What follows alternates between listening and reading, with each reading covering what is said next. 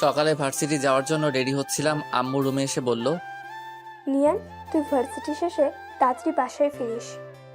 কেন আম্মু? আমরা সবাই আজ আমাদের গ্রামের বাড়ি যাচ্ছি। আমরা সবাই মানে? আমি তো যেতে পারবো না, আমার এক্সাম এখনো শেষ হয় নাই, কালকে আমার লাস্ট এক্সাম। তুই তো আমাকে বলেছিলি তোর পরীক্ষা আজকে শেষ হবে। আম্মু কিছুক্ষণ কি যেন একটা ভাবলো, তারপর বলল, আচ্ছা, তুই কালকে পরীক্ষা দিয়ে পরের দিন চলে যাস, আমরা আজকে যাচ্ছি। আচ্ছা। আমি আবার বললাম, আম্মু হঠাৎ তোমাদের গ্রামের বাড়ি যাওয়ার কথা কেন মনে হলো? আগামী শুক্রবারে দিয়ার বিয়ে। কি বলো কি আম্মু, এত পিচ্ছি একটা মাইয়ার কিভাবে বিয়ে হবে? পিচ্ছি কোথায়, দিয়া তো এবার এসএসসি পাশ করেছে। এসএসসি পাশ করেছে বলে বিয়ের বয়স হয়ে গেছে? হায়রে গ্রামের মানুষ। তোকে এসব নিয়ে ভাবতে হবে না, তুই শুধু ঠিক সময়ে পৌঁছে যাস। যা, এখন ভার্সিটি যা। এখন আমি আমার পরিচয়টা আপনাদেরকে দিয়ে দেই।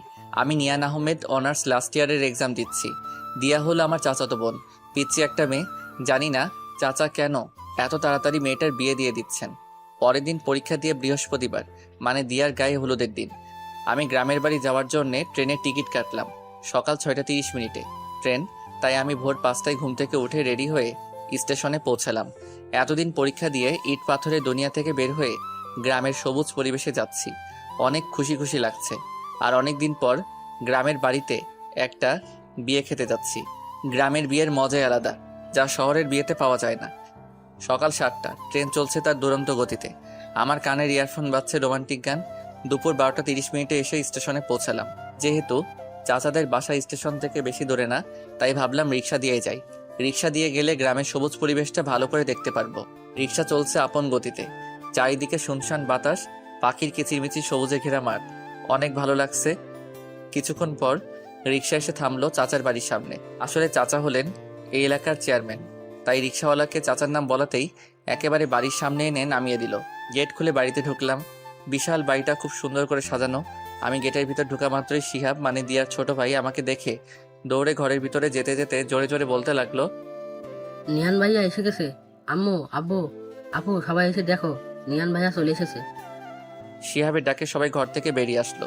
সারা বাড়ির সব আত্মীয় স্বজনা বেরিয়ে এসে আমাকে ঘিরে দাঁড়ালো। সবাই আমার দিকে তাকিয়ে আছে। আমি বুঝলাম না সবাই আমাকে দেখে এরকম রিয়্যাক্ট করছে কেন, আর সবাই আমাকে এরকম ভাবেই বা দেখছে কেন।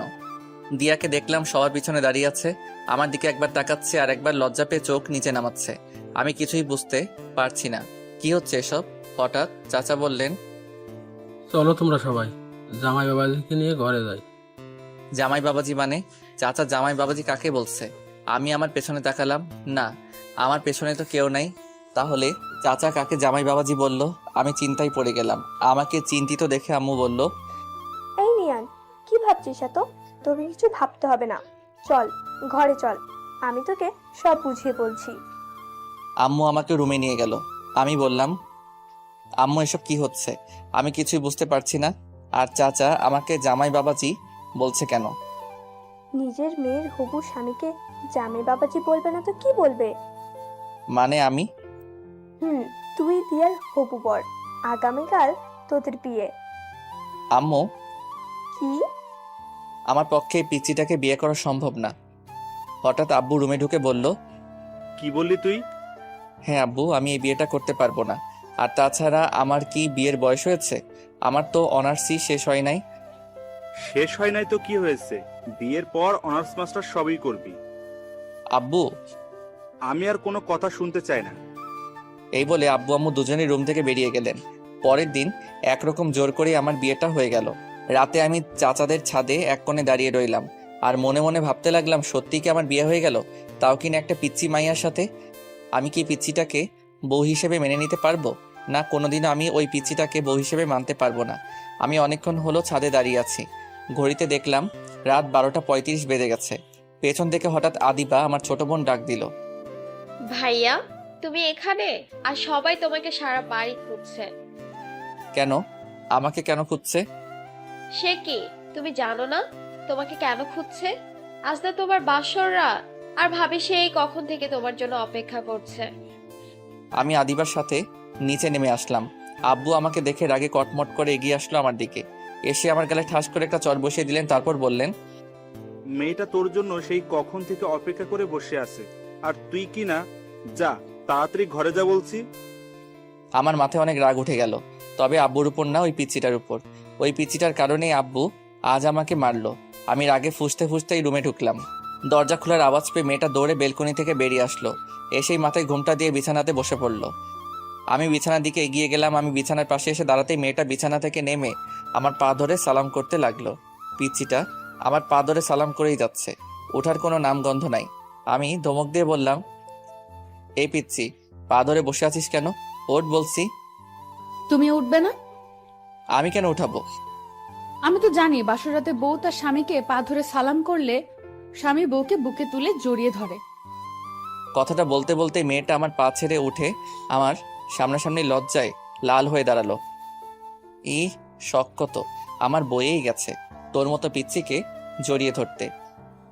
বলেই আমি পিচ্চিটাকে ধাক্কা দিয়ে বিছানাতে ফেলে দিয়ে একটা বালিশ নিয়ে সোফাতে চলে গেলাম। পিচ্চিটা আমার এরকম ব্যবহার দেখে ভ্যাবাচাকা খেয়ে বিছানাতে পড়ে রইল। পিচ্চিটা বিছানা থেকে উঠে এসে বলল, তুমি প্লিজ বিছানাতে গিয়ে শুয়ে পড়ো, আমি না হয় সোফাতে ঘুমাই। এ পিচ্চি, আমাকে রাগাস না বলছি। তোর ঘুম গিয়ে তুই ঘুমা, এত দরদ দেখাতে আসিস না। পিচ্চিটা আমার কথা শুনে আমার পাশে আর দাঁড়ালো না, বিছানাতে গিয়ে শুয়ে পড়লো। সারাদিনের ক্লান্তিতে আমি যে কখন ঘুমিয়ে পড়েছিলাম খেয়ালই করিনি। সকালে কারো ডাকে ঘুম ভাঙলো। আমি ঘুম ঘুম চোখেই বললাম, আজকে ভার্সিটি যাব না আম্মু, আমাকে ঘুমাতে দাও। এই যে ওঠো না, নিচে তোমাকে সবাই ডাকছে। উফ আম্মু, তোমাকে বললাম না ভার্সিটি যাও। হঠাৎ আমার মনে হলো আম্মু তো আমাকে এরকম মিষ্টি সুরে ডাকে না। আম্মু হলে তো এতক্ষণ আমাকে ঝাড়ু দিয়ে পিটাইতেন। আমি চোখ খুলে তাকাতেই দেখি পিচিটা আমার পাশে দাঁড়িয়ে হাসছে। পিচিটাকে দেখে আমার মনে পড়লো আমি এখন চাচাদের বাড়িতে। এই পিচ্চি, হাসবি না বলছি, তোর হাসি দেখলে আমার সারা শরীর জ্বলে। এ মা, কোথায় জ্বলছে দেখি, ওষুধ লাগিয়ে দেবো নাকি? আমার সাথে মজা নিচ্ছিস? মজা নিতে যাবো কেন? তুমিই তো বললা তোমার সারা শরীর জ্বলছে, তাই আমি ভাবলাম ওষুধ লাগিয়ে দিই। আচ্ছা ঠিক আছে, ওষুধ লাগাতে হবে না, গোসল করে নাও, তাহলে শরীর আর জ্বলবে না। পিচ্চিটা নিজের আলমারি থেকে একটা টাওয়েল বের করে আমার হাতে ধরিয়ে দিল। আমি টাওয়েল হাত থেকে ফেলে দিয়ে বললাম, আমি এত সকালে গোসল করতে পারবো না। আচ্ছা তো গোসল করবে না, এত রাগ দেখানোর কি আছে? আমি রাগ দেখাবই, তাতে তোর বাপের কি? আমার বাপের কিছু না, কিন্তু আমার অনেক কিছু, কারণ তুমি তো আমার বর। তোকে আমি বউ হিসেবে মানি না, আর কোনোদিন মানবো না। তুমি আমাকে বউ হিসেবে না মানলেও আমি তোমাকে ঠিকই বর হিসেবে মানি। আর তাড়াতাড়ি ফ্রেশ হয়ে নিচে আসো, সবাই তোমার জন্য অপেক্ষা করছে। আমি রেডি হয়ে নিচে নেমে এসে দেখি সবাই একসাথে বসে আড্ডা দিচ্ছে। আমি আম্মুকে গিয়ে বললাম, আম্মু আমি বাড়ি যাব। হ্যাঁ বাবা, আজ বিকালেই আমরা বৌমাকে নিয়ে বাড়ি যাব। ওই পিচ্চিটাকে সাথে নিয়ে যাওয়ার কি দরকার? এই কথাটা বলতে গিয়ে আব্বুকে দেখে আর বললাম না, যদি কালকের মতো আবার মারে। আম্মু এখন চলে গেলেই তো হয়। এখন এত তাড়াহুড়ো করে কিভাবে যাব? তুই নাস্তা করেছিস? যা, কিছু খেয়ে নে। দিয়া মা, নিয়ানকে কিছু খেতে দে তো। আচ্ছা চাচি আম্মা। সে কি রে, তুই এখনো আমাকে চাচি আম্মা ডাকছিস? এখন থেকে আমাকে শুধু আম্মা বলে ডাকবি। আচ্ছা ঠিক আছে। আমি কিছু না বলে টেবিলে গিয়ে বসলাম। বিকেলে বাড়িতে যাওয়ার জন্য রেডি হচ্ছিলাম, হঠাৎ পিচ্চি এসে আমার হাতে একটা পাঞ্জাবি ধরিয়ে দিয়ে বলল, আম্মু বলেছেন এটা পড়তে। আমি হাতে নিয়ে দেখি বিয়ের দিন যে পাঞ্জাবিটা পরেছিলাম সেই পাঞ্জাবি। এত ভারী পাঞ্জাবি আমি পরতে পারবো না। সব সময় শুধু না না করো কেন? আমি পিচির ধমক শুনে কিছুটা ভয় পেয়ে গেলাম। এইটুকু পিচির এত তেজ! আমি আর কিছু না বলে পাঞ্জাবিটা পরে নিলাম। যাওয়ার সময় পিচিটা অনেক কান্না করলো। চাচা পিচিটাকে আমার হাতে তুলে দিলেন আর বললেন, আমার মেয়েকে সুখে রেখো বাবা, কোনোদিন কষ্ট দিও না। আমি জবাবে চাচাকে কি বলবো কিছুই বুঝতে পারলাম না। তারপর আমরা বাড়ির দিকে রওনা দিলাম। বাড়িতে ফিরে গাড়ি থেকে নেমে অবাক হয়ে গেলাম। সারা বাড়ি অনেক রকম বাতি দিয়ে সাজানো। পিচিটা গাড়ি থেকে নামতে গিয়ে আবার বসে পড়লো। কি হলো মা, নামছিস না কেন? মাথা ঘুরছে আম্মু। আমি এদিক সেদিক না তাকিয়ে সোজা ঘরের দিকে যেতে লাগলাম। পিছন থেকে আম্মু ডাক দিল, এই নিয়ান, বউকে ফেলেই ঘরে চলে যাচ্ছিস? ওর পা আছে, নিজে হেঁটে যেতে পারবে, ওকে কি কোলে তুলে নিয়ে যেতে হবে নাকি? হ্যাঁ, ভালো বুদ্ধি বের করেছিস। ওকে বরং কোলে করেই ঘরে নিয়ে যা। কি? আমি পারবো না। এরকম রিয়েক্ট করছিস কেন? তোকে নিজের বউকে কোলে নিতে বললো, অন্য কাউকে কোলে নিতে বলে নাই। আব্বু ওই আব্বু আমাকে পুরো কথাটা বলতে না দিয়ে আবার বললেন। আমি আর কিছু শুনতে চাই না। অতঃপর বাধ্য হয়ে পিচিটাকে কোলে নিয়ে রুমে যেতে লাগলাম। আমি পিচিটার মুখের দিকে তাকিয়ে দেখলাম মুচকি মুচকি হাসছে। ইচ্ছে করছে এখনই কোল থেকে নিচে ফেলে দেই। আমি পিচিটাকে নিয়ে রুমের দরজাতে আসতেই অবাক হয়ে গেলাম। রুমের দরজাতে পিচিটাকে কোলে নিয়েই দাঁড়িয়ে রইলাম। সারা রুম অনেক রকম ফুল দিয়ে সাজানো। রুমটাকে একেবারে ফুলের বাগান বানিয়ে ফেলেছে। এমনি আমার ফুলে অ্যালার্জি, আর রুমে এত ফুল দেখে মাথাটাই গরম হয়ে গেল। পিচিটা আমার কোলে ছিল। পিচিটাও দেখলাম এতগুলো ফুল দেখে আমার মতোই অবাক হয়ে তাকিয়ে আছে রুমের দিকে। আমি পিচিটাকে কোলে নিয়ে রুমে ঢুকলাম। রুমে ঢুকে পিচিটাকে বিছানাতে ছুঁড়ে ফেলে দিলাম। আউ মা গো, কোমরটা গেল গো। আমি ভয় পেয়ে গেলাম। এখন মেয়েটার কিছু হলে তো আব্বু আমাকে মেরেই ফেলবে। আমি পিচিটার পাশে বসে বললাম, সরি দেখি কোথায় ব্যথা পেয়েছিস। আমি ব্যথা পাই নাই, আমি জাস্ট দেখতে চেয়েছিলাম আমি ব্যথা পেলে তুমি কিভাবে রিয়্যাক্ট করো। বলে পিচিটা একটা হাসি দিয়ে বিছানা থেকে উঠে ওয়াশরুমের দিকে যেতে লাগলো। এই পিচি, দাঁড়া। কি? তুই তো একটু আগে মাথা ব্যথার জন্য হাঁটতে পারছিলি না, এখন কিভাবে হাঁটছিস? সবে তোমার কোলে ওঠার ধান্দা। তুই তো দেখছি একটা পিচ্চি শয়তাননি। পিচিটা একটা হাসি দিয়ে ওয়াশরুমে ঢুকে গেল। আমি রুমে বসে বসে ভাবতে লাগলাম, না, পিচিটার সাহস অনেক বেড়ে গেছে। আমাকে এমন কিছু করতে হবে যাতে পিচিটা আমাকে ছেড়ে যেতে বাধ্য হয়। কিছুক্ষণ পর পিচি একটা পাতলা 3 পিস পরে বেরিয়ে আসলো। আমাকে বলল, যাও এখন ভারী পাঞ্জাবিটা চেঞ্জ করে আসো। আমি আমার পাঞ্জাবি চেঞ্জ করব কি না করব সেটা আমার ব্যাপার। আমার সব ব্যাপার তোকে এত নাক গলাতে হবে না। তুমি সবসময় এমন করো কেন? আমি এমন করবই, তাতে তোর কি? আমারই তো সব। তারপর আমি ফ্রেশ হতে গেলাম। ফ্রেশ হয়ে রুমে এসে দেখি পিচিটা রুমে নাই, হয়তো নিচে গেছে। আমি রেডি হয়ে নিচে চলে আসলাম। পিচিটা আম্মু আব্বু আর আদিবার সাথে হেসে হেসে কথা বলছে। পিচিটার কি সুন্দর নিষ্পাপ হাসি, কি মায়া ভরা চোখ, একদম মায়াবতী। আমি এসব কি ভাবছি? আমি তো এইটুকু পিচিকে কোনোদিনও বউ হিসেবে মানতে পারবো না। তাহলে কেন আমি পিচিটার মায়া জড়াচ্ছি? কি রে, এখানে দাঁড়িয়ে কি ভাবছিস? তোর জন্য সেই কখন থেকে আমরা না খেয়ে বসে আছি। চল, রাতের খাবার খাবি, চল। সে কি আম্মু, তোমরা এখনো খাও নাই? না রে, আমরা অনেকবার দিয়াকে বলেছি চল আমরা খেয়ে নেই, নিয়ান একটু রাত করেই খাবার খায়। কিন্তু পাগলি মেয়েটা কি বলে জানিস? বলে তুই না খাওয়া পর্যন্ত ও নাকি খেতে পারবে না। তাই আমরা ভাবলাম সবাই একসাথেই খাই। দেখছিস মেয়েটা এখন থেকে কিরকম তোকে ভালোবাসে। লক্ষ্মী একটা মেয়ে। লক্ষ্মী না ছাই, শয়তানের হাড্ডি একটা। কি রে, বিড়বিড় করে কি বলছিস? আমার বউটা কি ভালো, আমার জন্য না খেয়ে বসে আছে, এটাই বলছিলাম।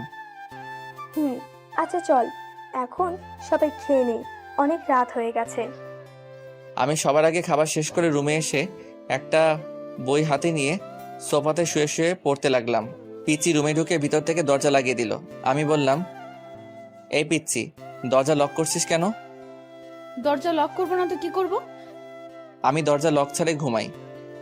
এখন থেকে দরজা লক করেই ঘুমাতে হবে, কারণ এখন থেকে তো তুমি আর একা ঘুমাবে না, এখন থেকে তোমার বউও তোমার সাথে ঘুমাবে। তাই দরজা লক করেই ঘুমাতে হবে। আমি আর কিছু বললাম না। পিচিটা সারা বিছানা ঘুরে ঘুরে দেখতে লাগলো। দেখছো আমাদের কি ভাগ্য, আমরা দুইটা বাসরাত পেলাম, কিন্তু বাসরাতের আসল কাজটাই করতে পারলাম না। চলো না আমরা ফ্যামিলি প্ল্যানিং শুরু করে দিই। কথাগুলো বলতে বলতে পিচিটা পা ছড়িয়ে বিছানাতে মাথা নিচু করে বসে পড়লো। আমি সোফা থেকে উঠে আস্তে আস্তে পিচির দিকে এগোতে লাগলাম। পিচি আমাকে আসতে দেখে নড়ে চড়ে ঠিক হলো আর লজ্জায় লাল হতে লাগলো। আমি একটু একটু করে পিচিটার দিকে এগিয়ে যেতে লাগলাম। আমি পিচিটার পাশে এসে দাঁড়ালাম।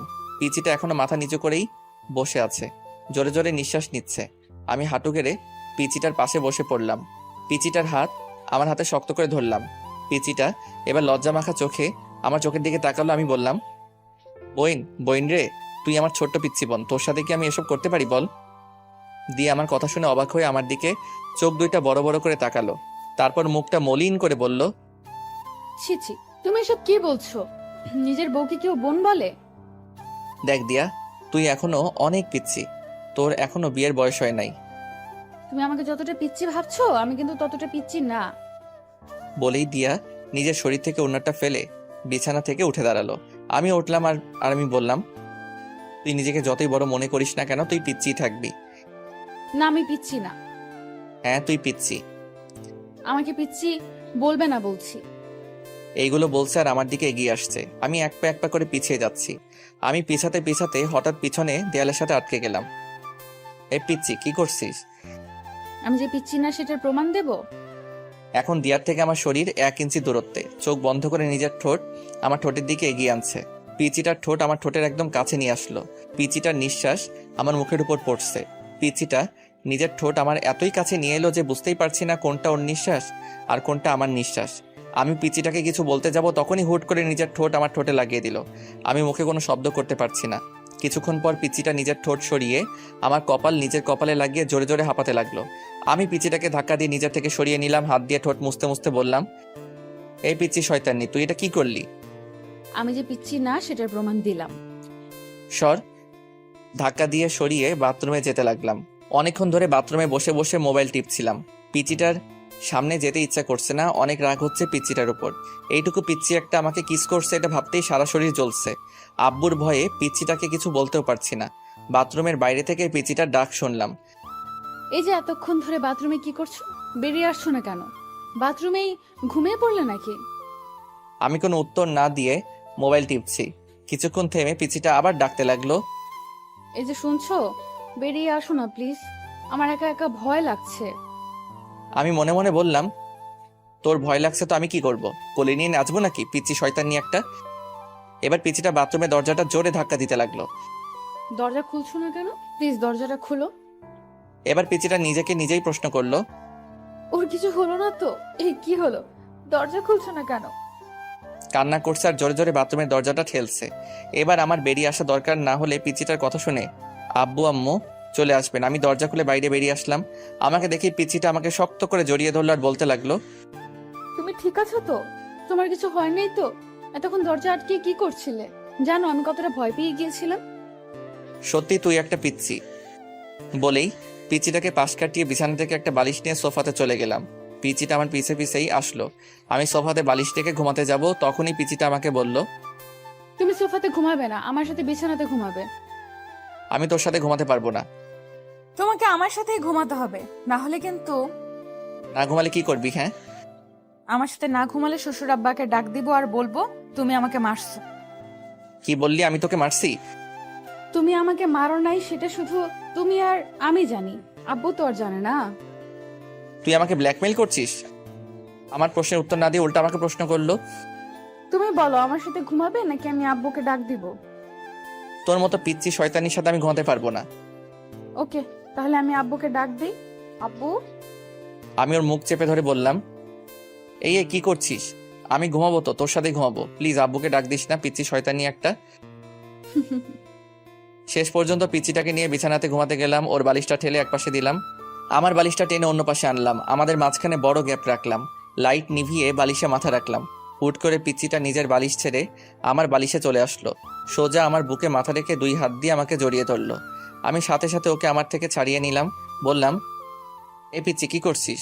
তোর বালিশে গিয়ে ঘুমা। না, আমি তোমার বুকে ঘুমাবো। তোর বালিশে গিয়ে ঘুমা বলছি। পিচ্চিটা উল্টা আমাকে ধমক দিয়ে বলল, আমাকে তোমার বুকে ঘুমাতে দিবা নাকি আমার শ্বশুর আব্বাকে ডাক দিব? আব্বু। এই পিচ্চি শয়তান্নি, কথায় কথায় আব্বুকে ডাক দিস কেন? অতঃপর বাধ্য হয়ে পিচ্চিটাকে বুকে নিয়ে ঘুমালাম।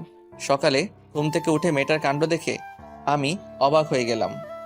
পিচ্চিটার একটা পা আমার পেটের উপর আর আমার মাথাকে নিজের বুকে শক্ত করে জড়িয়ে আমাকে কোলবালিশ বানিয়ে ঘুমিয়ে আছে। আমি পিচ্চিটার বাহু থেকে নিজেকে ছাড়ানোর চেষ্টা করছি, কিন্তু পিচ্চিটা আমাকে ছাড়ছেই না, আরো শক্ত করে আমাকে জড়িয়ে ধরছে।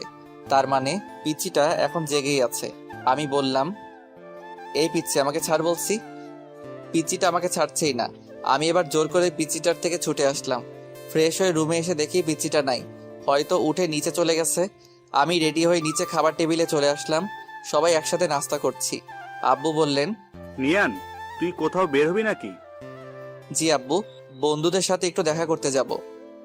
বৌমাকে সাথে করে নিয়ে যা, একটা ভালো কলেজে ভর্তি করিয়ে দিস। আব্বু, তার চেয়ে বরং ওকে ওর বাড়িতে পাঠিয়ে দাও, দিয়া ওর বাড়ি থেকে পড়াশোনা করুক।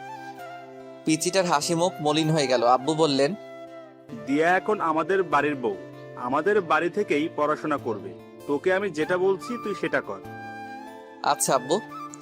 পিচিটার মুখে হাসি ফুটে উঠলো। আমি বাইক নিয়ে পিচিটার জন্য বাইরে দাঁড়িয়ে আছি, কিন্তু এখনো আসছে না কেন? সেই কখন রেডি হতে গিয়েছিল। কিছুক্ষণ পর পিচিটা বেরিয়ে আসলো। আমি পিচিটাকে দেখে হা করে তাকিয়ে রইলাম। পিচিটাকে সাদা একটা পরি লাগছে। পিচিটা একটা সাদা জামা পরে বের হয়ে আসলো। ঠোঁটে লাল লিপস্টিক, চোখে গাঢ় করে কাজল, মুখে কোনো মেকআপ নাই। মেকআপ ছাড়াই পিচিটাকে এক কথায় অসাধারণ লাগছে। এভাবে তাকিয়েছো কেন? আমার লজ্জা লাগছে। পিচিটার কথায় আমি ওর থেকে চোখ সরিয়ে নিলাম। যেভাবে সেজে আছিস বোঝা যাচ্ছে কোনো বিয়ে বাড়িতে যাচ্ছিস। বারে, নিজের বরের সাথে আজ প্রথম কোথাও একসাথে বের হচ্ছি, একটু সাজবো না? এটাকে একটু সাজা বলে? আচ্ছা তাড়াতাড়ি পেছনে ওঠ। ওয়াও, আমরা বাইকে যাব? হুম। পিচিটা হুট করে এসে আমার গালে একটা চুমু খেলো। এই পিচ্চি শয়তান্নি, আমাকে চুমু দিলি কেন? জানো, আমার অনেক দিনের স্বপ্ন আমার বর আমাকে বাইকের পেছনে নিয়ে ঘুরবে। সেই স্বপ্নটা আজ পূরণ হতে যাচ্ছে। তুই স্বপ্ন দেখ, আমি যাচ্ছি বলেই বাইকটা স্টার্ট দিলাম। এই না না, আমি উঠছি। পিচ্চিটা পেছনে উঠে বসতেই আমি বাইকটা ছেড়ে দিলাম। কিছুক্ষণ পর আমি বাইকটা একটা জায়গায় থামালাম। পিচিটা বলল, আমরা কি কলেজে এসে পড়েছি? না। তাহলে এখানে বাইক থামালে কেন? দরকার আছে। পিচিটার কিছু বলল না, চুপ করে বসে রইল। আমি ভাবতে লাগলাম সামনে তো বন্ধুরা আড্ডা দিচ্ছে, আমার সাথে যদি পিচিটাকে দেখে তাহলে তো আমি শেষ। আমি ভাবতে লাগলাম কি করা যায়। হ্যাঁ, বুদ্ধি পেয়েছি। আমি পিচিটাকে বললাম, এই পিচ্চি আমাকে শক্ত করে ধরো। পিচিটা খুশি হয়ে আমাকে শক্ত করে ধরলো। আমি বাইকটা স্টার্ট দিলাম। আস্তে আস্তে বাইকের স্পিড অনেকটা বাড়িয়ে দিলাম। পিচিটা ভয় পেয়ে আরো শক্ত করে আমাকে জড়িয়ে ধরছে আর আমাকে কি যেন বলছে বাতাসের শ শ আওয়াজে। পিচিটার কথা আমি ভালো করে শুনতেও পারছি না। আমাদের আড্ডার জায়গা ফেলে আসতেই আমি বাইকের স্পিড কমিয়ে দিলাম। তারপর একটা কলেজের সামনে এসে বাইক থামালাম। পিচিটা বাইক থেকে নেমে কান্না করে দিল। এ পিচি, কি হলো? কি কান্না করছিস কেন? তুমি এত স্পিডে বাইক চালিয়ে আসলে কেন? আমি কত ভয় পেয়ে গেছিলাম। সত্যি তুই একটা পিচ্ছি। কান্না থামা বলছি, সবাই দেখছে। এভাবে রাস্তায় কান্না করছিস, মানুষ কি ভাববে? পিচ্চিটা কেঁদেই চলছে। এই পিচ্ছি, কান্না থামা বলছি, না হলে কিন্তু। এবার আরো জোরে জোরে কান্না করতে লাগলো। আমি বাড়িতে গিয়ে শ্বশুর আব্বাকে সব বলবো। তুমি আমাকে মারছো আর অনেক স্পিডে বাইক চালিয়েছো। এই মেয়ে, আমি তোকে কখন মারলাম? এটা তো ডাহা মিথ্যা কথা। আচ্ছা বোন, সরি সরি, আর জীবনেও স্পিডে বাইক চালাবো না। এবার তো কান্না থামা। দেখ লোকজন কিভাবে আমাদের দিকে তাকিয়ে আছে। তুমি আবার আমাকে বোন বলছো? এবার কয়েকটা লোক আমাদের দিকে এগিয়ে আসলো। লোকগুলো আমাদের অনেকক্ষণ ধরে লক্ষ্য করছিল। কি ভাই, মেয়েটাকে এভাবে কাঁদাচ্ছেন কেন? মেয়ে দেখলেই পিছনে লাগতে ইচ্ছা করে। বলে লোকটা নিজের হাতে শার্ট উপরে তুলতে তুলতে আমার দিকে এগিয়ে আসছে। আরে ভাই, থামেন থামেন, উনি আমার বউ। আমার উপর রাগ করে কান্না করছে। আমার মুখে বউ ডাক শুনে দিয়া কান্না থামালো। আপু, উনি কি আপনার স্বামী? জি, উনি আমার স্বামী। লোকগুলো আমাকে সরি বলে চলে গেল। পিচিটাকে দেখলাম মাথা নিচু করে হাসছে। এ পিচি, হাসছিস কেন? তুমি আমাকে বউ বলছো তাই খুশি লাগছে। আমার বইয়ে গেছে তোকে বউ বলতে। আমি তো ওই লোকগুলোর হাত থেকে বাঁচার জন্য তাকে বউ বললাম। যেভাবেই হোক, বউ বলছো তো। পিচিটাকে কলেজে ভর্তি করিয়ে আবার বাড়িতে ফিরছি। এবার বাইকটা আস্তে আস্তে চালাচ্ছি। কিছু দূর আগাতেই দেখলাম কয়েকজন লোক রাস্তার মাঝখানে দাঁড়িয়ে আছে। আরে, এরা তো আমার বন্ধুরা। এখন আমি কি করি?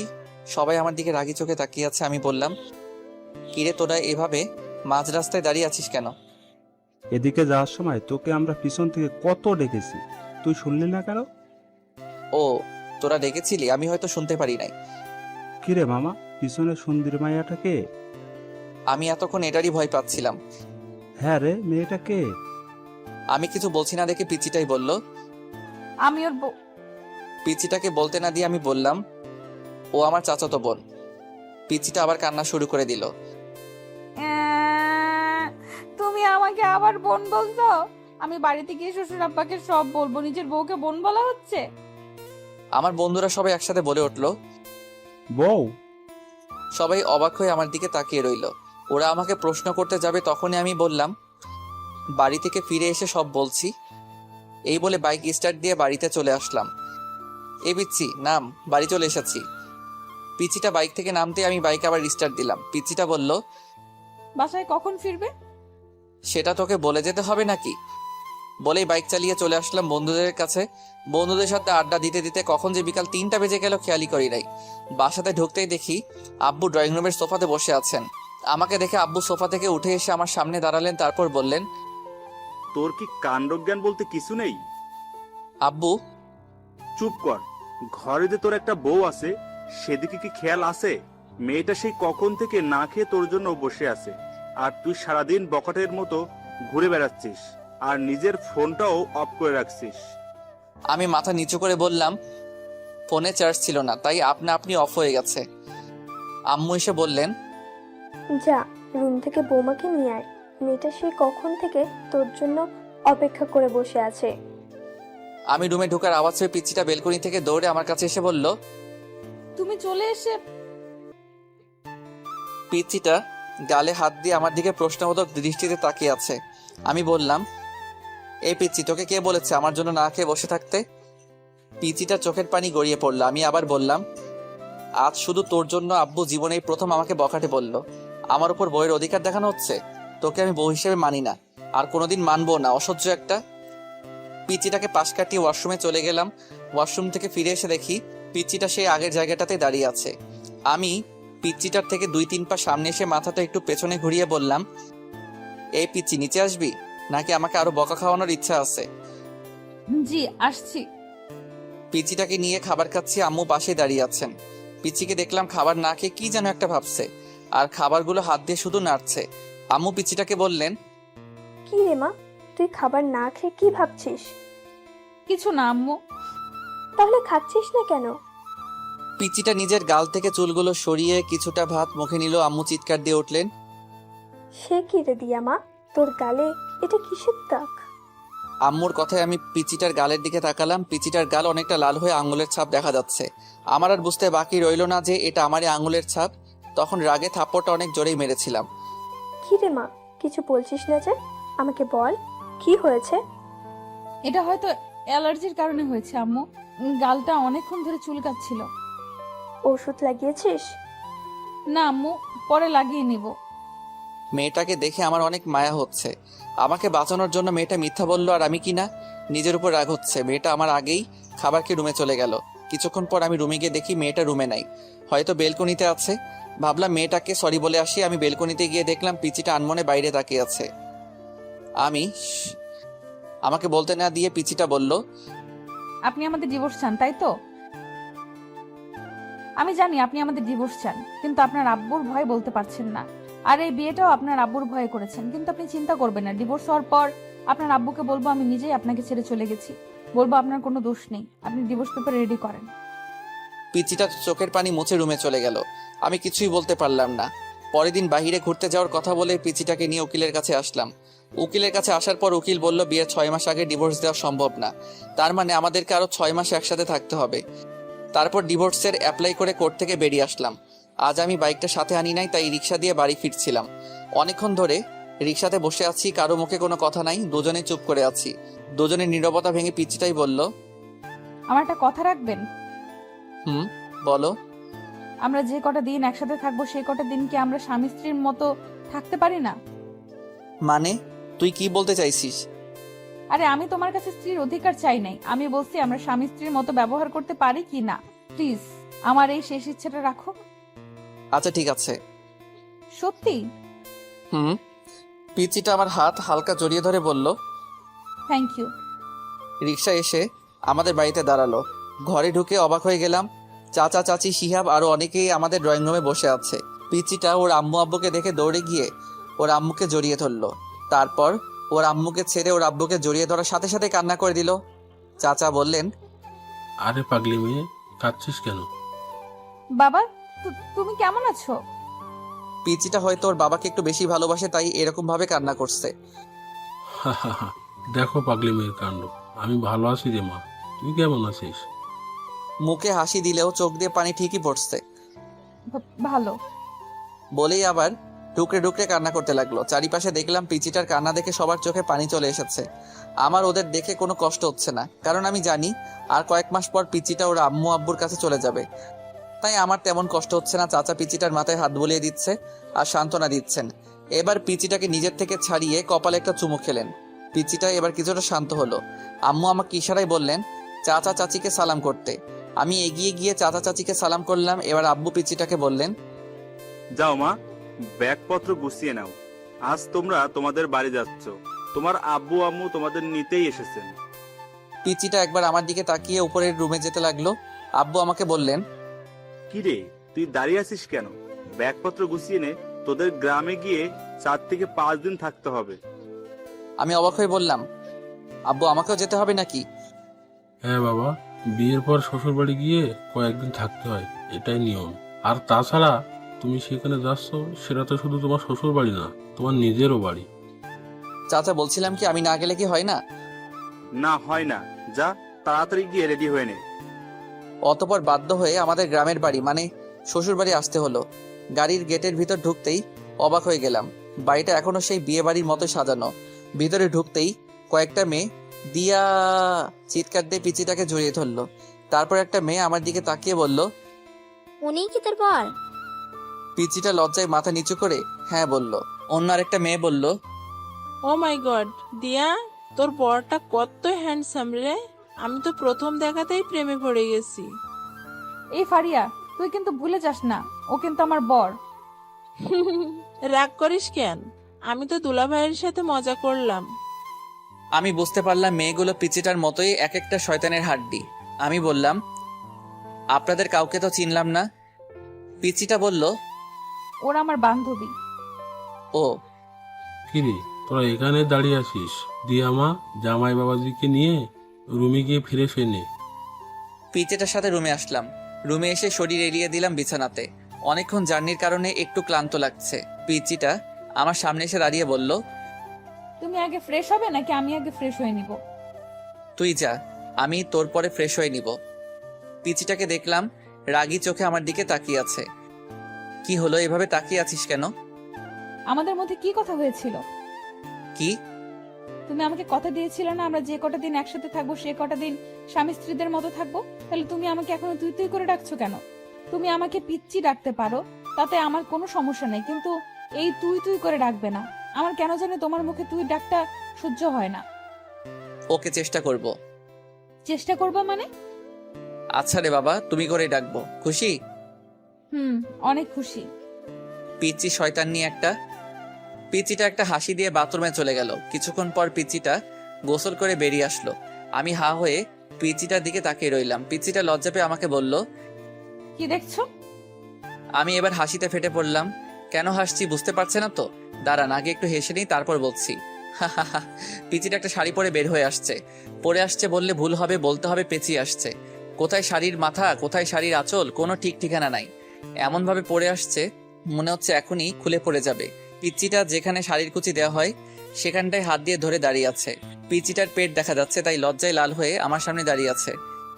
এটা কি পড়ছো বলেই হাসতে হাসতে আবার বিছানায় গড়াগড়ি খেতে লাগলাম। তুমি খুব খারাপ দেখছো, আমি শাড়ি পরতে পারছি না আর তুমি দাঁত খিলিয়ে হাসছো। হা, সরি, আমাকে দে, আমি ঠিক করে দিচ্ছি। সত্যি তুমি আমাকে পরিয়ে দিবে? লজ্জায় লাল হয়ে বলল কথাটা। আমার কি যে লজ্জা লাগছে, আবার খুশিও লাগছে। না, আমি শুধু ঠিক করে দিব, এদিকে আয়। আবার তুই করে ডাকছো? আচ্ছা ঠিক আছে, এদিকে আসো। পিচিটা একটা হাসি দিয়ে আমার কাছে এগিয়ে আসলো। আমি প্রথমে পিচিটার আঁচল ঠিক করলাম। পিচিটার শরীরে আমার হাত লাগতেই পিচিটা কেঁপে উঠলো। তারপর পেটের নাভি সহ কিছুটা অংশ বেরিয়ে এসেছিল। সে জায়গায় শাড়ি দিয়ে ঢাকতে গিয়ে আমার হাত লেগে গেল ওর পেটে। পিচিটা ছিটকে আমার থেকে সরে পিছিয়ে গেল। আমি বললাম, কি হলো, এভাবে পিছিয়ে গেলে কেন?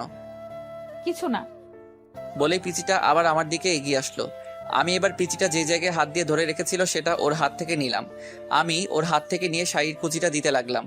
কুচি দিয়ে যেই ওর নাভির নিচে গুজতে যাব তখনই পিচিটা আমার হাত ধরে ফেললো। এটা আমাকে দাও, আমি পারবো। আমি আর কিছু না বলে ওর হাতে কুচিটা ধরিয়ে দিলাম। পিচিটা কুচি হাতে নিয়ে বাথরুমে ঢুকে গেল। কিছুক্ষণ পর পিচিটা বাথরুম থেকে শাড়িটা ঠিক করে বেরিয়ে আসলো। পিচিটার চোখ দুটো লাল হয়ে অনেক ফুলে আছে। সরি, তোমার চোখ মুখ এরকম লাগছে কেন? তুমি কি কান্না করছিলে নাকি? কি বলো কি? আমি কান্না করতে যাব কেন? ও আচ্ছা, এতক্ষণ পিচিটাকে আমি ভালো করে খেয়াল করি নাই, এখন চোখ পড়তে আমি হা করে তাকিয়ে রইলাম। পিচিটাকে শাড়িতে এত সুন্দর মানিয়েছে যে আমি লিখে বোঝাতে পারবো না। কালো শাড়ির কালো চুলগুলো ছেড়ে আসছে পিচিটা, একদম মায়াবতী লাগছে পিচিটাকে। পিচিটা আমার তাকানো দেখে লজ্জা পেল। কি দেখছো? তোমাকে খুব সুন্দর লাগছে। এই কথা বলতে গিয়েও কিছু একটা ভেবে আটকে গেলাম। নিজেই নিজেকে বলতে লাগলাম, আমি এসব কি ভাবছি? ও তো একটা পিচ্ছি মেয়ে, ও তো আমার চাচাতো বোন। আমি তো কোনোদিনও ওকে বউ হিসেবে মেনে নিতে পারবো না। তাহলে কেন আমি ওর দিকে এরকম ভাবে তাকিয়ে আছি? পিচিটা আবার বলল, কি হলো, কি ভাবছো? কিছু না। বলেই আমি বাথরুমে ঢুকে গেলাম। শাওয়ার ছেড়ে অনেকক্ষণ গোসল করলাম। গোসল শেষে মনে হলো, শিট, আমি তো টাওয়েল সাথে আনি নাই। পরনে যে কাপড়গুলো নিয়ে বাথরুমে ঢুকেছিলাম সেগুলো ভিজিয়ে ফেলেছি। এখন আমি বাথরুম থেকে বের হই কিভাবে? বাথরুমের দরজা কিছুটা ফাঁক করে দেখলাম পিচিটা কোথায় আছে। পিচিটাকে দেখলাম আয়নাতে চুল আঁচড়াচ্ছে। আমি শুধু মুখটা বের করে বললাম, এই মেয়ে। হঠাৎ আমার আওয়াজে পিচিটা চমকে উঠল। কে? পিচিটা ভয়ে ভয়ে রুমের চারিদিকে তাকিয়ে খুঁজতে লাগলো। এই পিচি, আমি বাথরুমের দরজাতে, দেখো। পিচিটা আমাকে দেখে নিজের বুকে থুতু দিল। ও তুমি? আমি তো ভয় পেয়ে গেছিলাম। তুমি সত্যিই পিচ্ছি? একটুতেই ভয় পেয়ে যাও? তুমি এইভাবে দরজাতে মুখ বের করে দাঁড়িয়ে আছো কেন? আমি এবার অসহায় হয়ে বললাম, আমার টাওয়েলটা দাও প্লিজ। পিচিটা একটা হাসি দিয়ে ব্যাগ থেকে টাওয়েল বের করে আমার হাতে এনে দিল। থ্যাংক ইউ বলে ঠাস করে দরজাটা লাগিয়ে দিলাম। তারপর আরো 3 দিন এই বাড়িতে থেকে আমাদের বাড়িতে চলে আসলাম। বাড়িতে আসার পরের দিন থেকে পিচিটা কলেজে যেতে শুরু করলো। পিচিটাকে প্রতিদিন সকালে ওর কলেজে দিয়ে আমি আমার ভার্সিটিতে চলে যাই, আবার আসার সময় সাথে করে বাড়িতে নিয়ে আসি। এখন পিচিটার সাথে স্বাভাবিকভাবে কথাবার্তা বলি। আজকে সকালে একটু বেশি ঘুম পাচ্ছে। পিচিটা সে কখন থেকে আমাকে ডাকছে, কিন্তু আমি ঘুমে চোখই খুলতে পারছি না। পিচিটা অনেকক্ষণ ধরে আমাকে ডাকতে ডাকতে হাঁপিয়ে গেল। এবার পিচিটা রেগে বলল, তুমি উঠবে নাকি আমি আব্বুকে ডেকে নিয়ে আসবো? বলে পিচিটা রুম থেকে বেরিয়ে যেতে লাগলো। আমি আব্বুর কথা শুনে ঘুম ঘুম চোখে পিচিটাকে ডাক দিলাম, এই পিচি শয়তানি, দাঁড়াও, আমি উঠছি, আব্বুকে ডাকতে হবে না। অনেক কষ্ট করে ঘুম থেকে উঠে ফ্রেশ হতে গেলাম। ফ্রেশ হয়ে এসে রেডি হয়ে নিচে এসে দেখি পিচিটা আগে থেকেই রেডি হয়ে বসে আছে। আমি হালকা কিছু নাস্তা করে পিচিটাকে নিয়ে বাড়ি থেকে বের হলাম। আমি বাইকে বসে পিচিটাকে বললাম বাইকে উঠে বসতে, কিন্তু পিচিটা উঠছে না, আমার দিকে তাকিয়ে আছে। কি হলো, এভাবে তাকিয়ে আছো কেন? দেরি হয়ে যাচ্ছে তো। তুমি এত সুন্দর কেন? বলে আমার চুলগুলো এলোমেলো করে দিল। চোখ থেকে সানগ্লাসটা নিয়ে নিজের ব্যাগের ভিতর ঢুকিয়ে নিল। এই পিচি, আজকে তোমার কি হয়েছে? এসব কি করছো? দাও, আমার গ্লাসটা দাও। না, দিব না। তোমাকে এত স্মার্ট হয়ে থাকতে হবে না। কলেজের কয়েকটা নির্লজ্জ মেয়ে তোমার দিকে কিরকম হা করে তাকিয়ে থাকে, সেটা আমার সহ্য হয় না। ও তাই নাকি? আচ্ছা ঠিক আছে, এখন তাড়াতাড়ি ওঠো, দেরি হয়ে যাচ্ছে। বাইকে উঠতে উঠতে বলল, কি ঠিক আছে? কিছু না, এত কথা বলো কেন?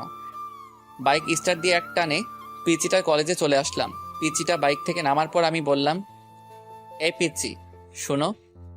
কি? কলেজ শেষ হওয়ার পর একটু সামনে এগিয়ে গেলে আমাকে পাবে। তুমি একটু হেঁটে চলে এসো প্লিজ, আমার কিছু কাজ আছে, আমি আবার ঘুরে এদিকে আসতে পারবো না। আচ্ছা। পিচিটা কলেজের গেটের ভিতর ঢুকে গেল। আমি বাইক স্টার্ট দিয়ে কিছুটা এগিয়ে দেখি সায়ান মুখটা মলিন করে বসে আছে, আর আবির, রিহান, রাকিব সায়ানকে সান্ত্বনা দিচ্ছে। আমি সায়ানের কাছে যেতে যেতে বললাম, কিরে মজনু, তোর লাইলি এখনো আসে নাই? আমি কাছে যেতেই সায়ান আমাকে জড়িয়ে ধরে কান্না করতে লাগলো। প্লিজ বন্ধু, তুই কিছু একটা কর, আমি জেনিয়াকে ছাড়া বাঁচবো না। জেনিয়া হলো সায়ানের গার্লফ্রেন্ড। 3 বছর ধরে ওদের রিলেশন, দুজন দুজনকে অনেক ভালোবাসে। কিছুদিন পর জেনিয়ার বিয়ে, কিন্তু জেনিয়া না পারছে ফ্যামিলি ছেড়ে সায়ানের কাছে চলে আসতে, না পারছে সায়ানকে ছাড়া অন্য কাউকে বিয়ে করতে। আজ জেনিয়া সায়ানের সাথে লাস্ট দেখা করতে আসছে। লাস্ট দেখা করবে সেই কথা শুনেই রাতে সায়ান আমাকে ফোন করে জানিয়ে দিয়েছিল। অনেকক্ষণ অপেক্ষার পর জেনিয়া আসলো। আমাদের সবাইকে দেখে কিছুটা অবাক হলো। আমি বললাম, জেনিয়া এদিকে আসো। আমি জেনিয়াকে ওদের থেকে কিছু দূরে নিয়ে গেলাম। আমি বললাম, জেনিয়া সত্যি করে বলো তো, তুমি কি সায়ানকে ছাড়া অন্য কারোর সাথে থাকতে পারবে? ওকে ছাড়া থাকতে পারবো না বলেই তো মরার রাস্তা বেছে নিয়েছি। তুমি কি মনে করেছো তুমি মরে গেলে সায়ান বেঁচে থাকতে পারবে? এবার মেয়েটা কান্না করতে লাগলো। তো আমি কি করব বলেন ভাইয়া? পালিয়ে যাও। কিন্তু আমার ফ্যামিলি? দেখো জেনিয়া, তোমরা পালিয়ে গিয়ে বিয়ে করার পর যখন তোমার কোলে ছোট্ট আরেকটা জীবন আসবে, তখন তোমার ফ্যামিলি ওই বাচ্চাটার দিকে তাকিয়ে সব মান অভিমান ভুলতে বাধ্য হবে। কিন্তু জেনিয়াকে পুরো কথাটা বলতে না দিয়ে পিচিটা এসে বলল, এই যে আমি চলে এসেছি। তারপর জেনিয়ার দিকে তাকিয়ে বলল, ওই মেয়েটা কে? বলছি তুমি ওদের কাছে গিয়ে বসো, আমি ওর সাথে কিছু ইম্পর্টেন্ট কথা বলে আসছি। মেয়েটার সাথে তোমার কিসের ইম্পর্টেন্ট কথা? নির্লজ্জ মেয়েগুলো শুধু সারাদিন তোমার পিছে পিছে লেগে থাকে। কথাগুলো বলতে বলতেই আমার হাত ধরে টেনে নিয়ে যেতে লাগলো। আমার রাগ উঠে গেল চরমে। এক ঝটকায় পিচিটার হাত থেকে আমার হাত ছাড়িয়ে গালে ঠাস করে একটা চড় বসিয়ে দিলাম। পিচিটা গালে হাত দিয়ে দাঁড়িয়ে আছে। এ পিচি, তুই জানিস এই মেয়েটাকে? জানি তো, মেয়েটা তোমার গার্লফ্রেন্ড। এবার অন্য গালে ঠাস করে আরেকটা চড় মারলাম। পিচিটা দুই গালে দুই হাত দিয়ে জোরে জোরে কান্না করতে লাগলো। কান্না থামা বলছি, না হলে আরেকটা দিব। তুমি খুব পচা। আমি আব্বুকে গিয়ে সব বলবো, আর এও বলবো যে তোমার গার্লফ্রেন্ড আছে। এবার পিচিটার কথা শুনে আমার নিজেরই কান্না চলে আসছে। বোন রে, তুই কিছু না বোঝার আগে কেন বাচ্চাদের মতো পাগলামি করিস? বাচ্চাদের মতো কি, তুই তো বাচ্চাই। ও আমার গার্লফ্রেন্ড না, শায়নের গার্লফ্রেন্ড। আমি এখানে দুইটা জীবন বাঁচানোর চেষ্টা করছি আর তুই ঢং করছিস। এবার পিচিটা সবকিছু বুঝতে পেরে কান্না থামিয়ে চোখের পানি মুছে একটা হাসি দিয়ে আমাকে বলল, সরি। এবার পিচিটার কাণ্ড দেখে আমারই হাসি চলে এলো। একটু আগে কি কান্নাটাই না করলো, আর এখন হাসছে। হা হা হা, পিচি একটা। এতক্ষণ জেনিয়া আমাদের দিকে তাকিয়েছিল। জেনিয়া আমাদের দিকে তাকিয়ে হাসছে। আমি বললাম, তো কি সিদ্ধান্ত নিলে জেনিয়া? আমি পালিয়ে যেতে প্রস্তুত ভাইয়া। পরের দিনই সায়ান আর জেনিয়া চট্টগ্রাম পালিয়ে যায়। আর মাত্র 7 দিন বাকি আমার আর পিচিটার ডিভোর্স পেপার আসতে।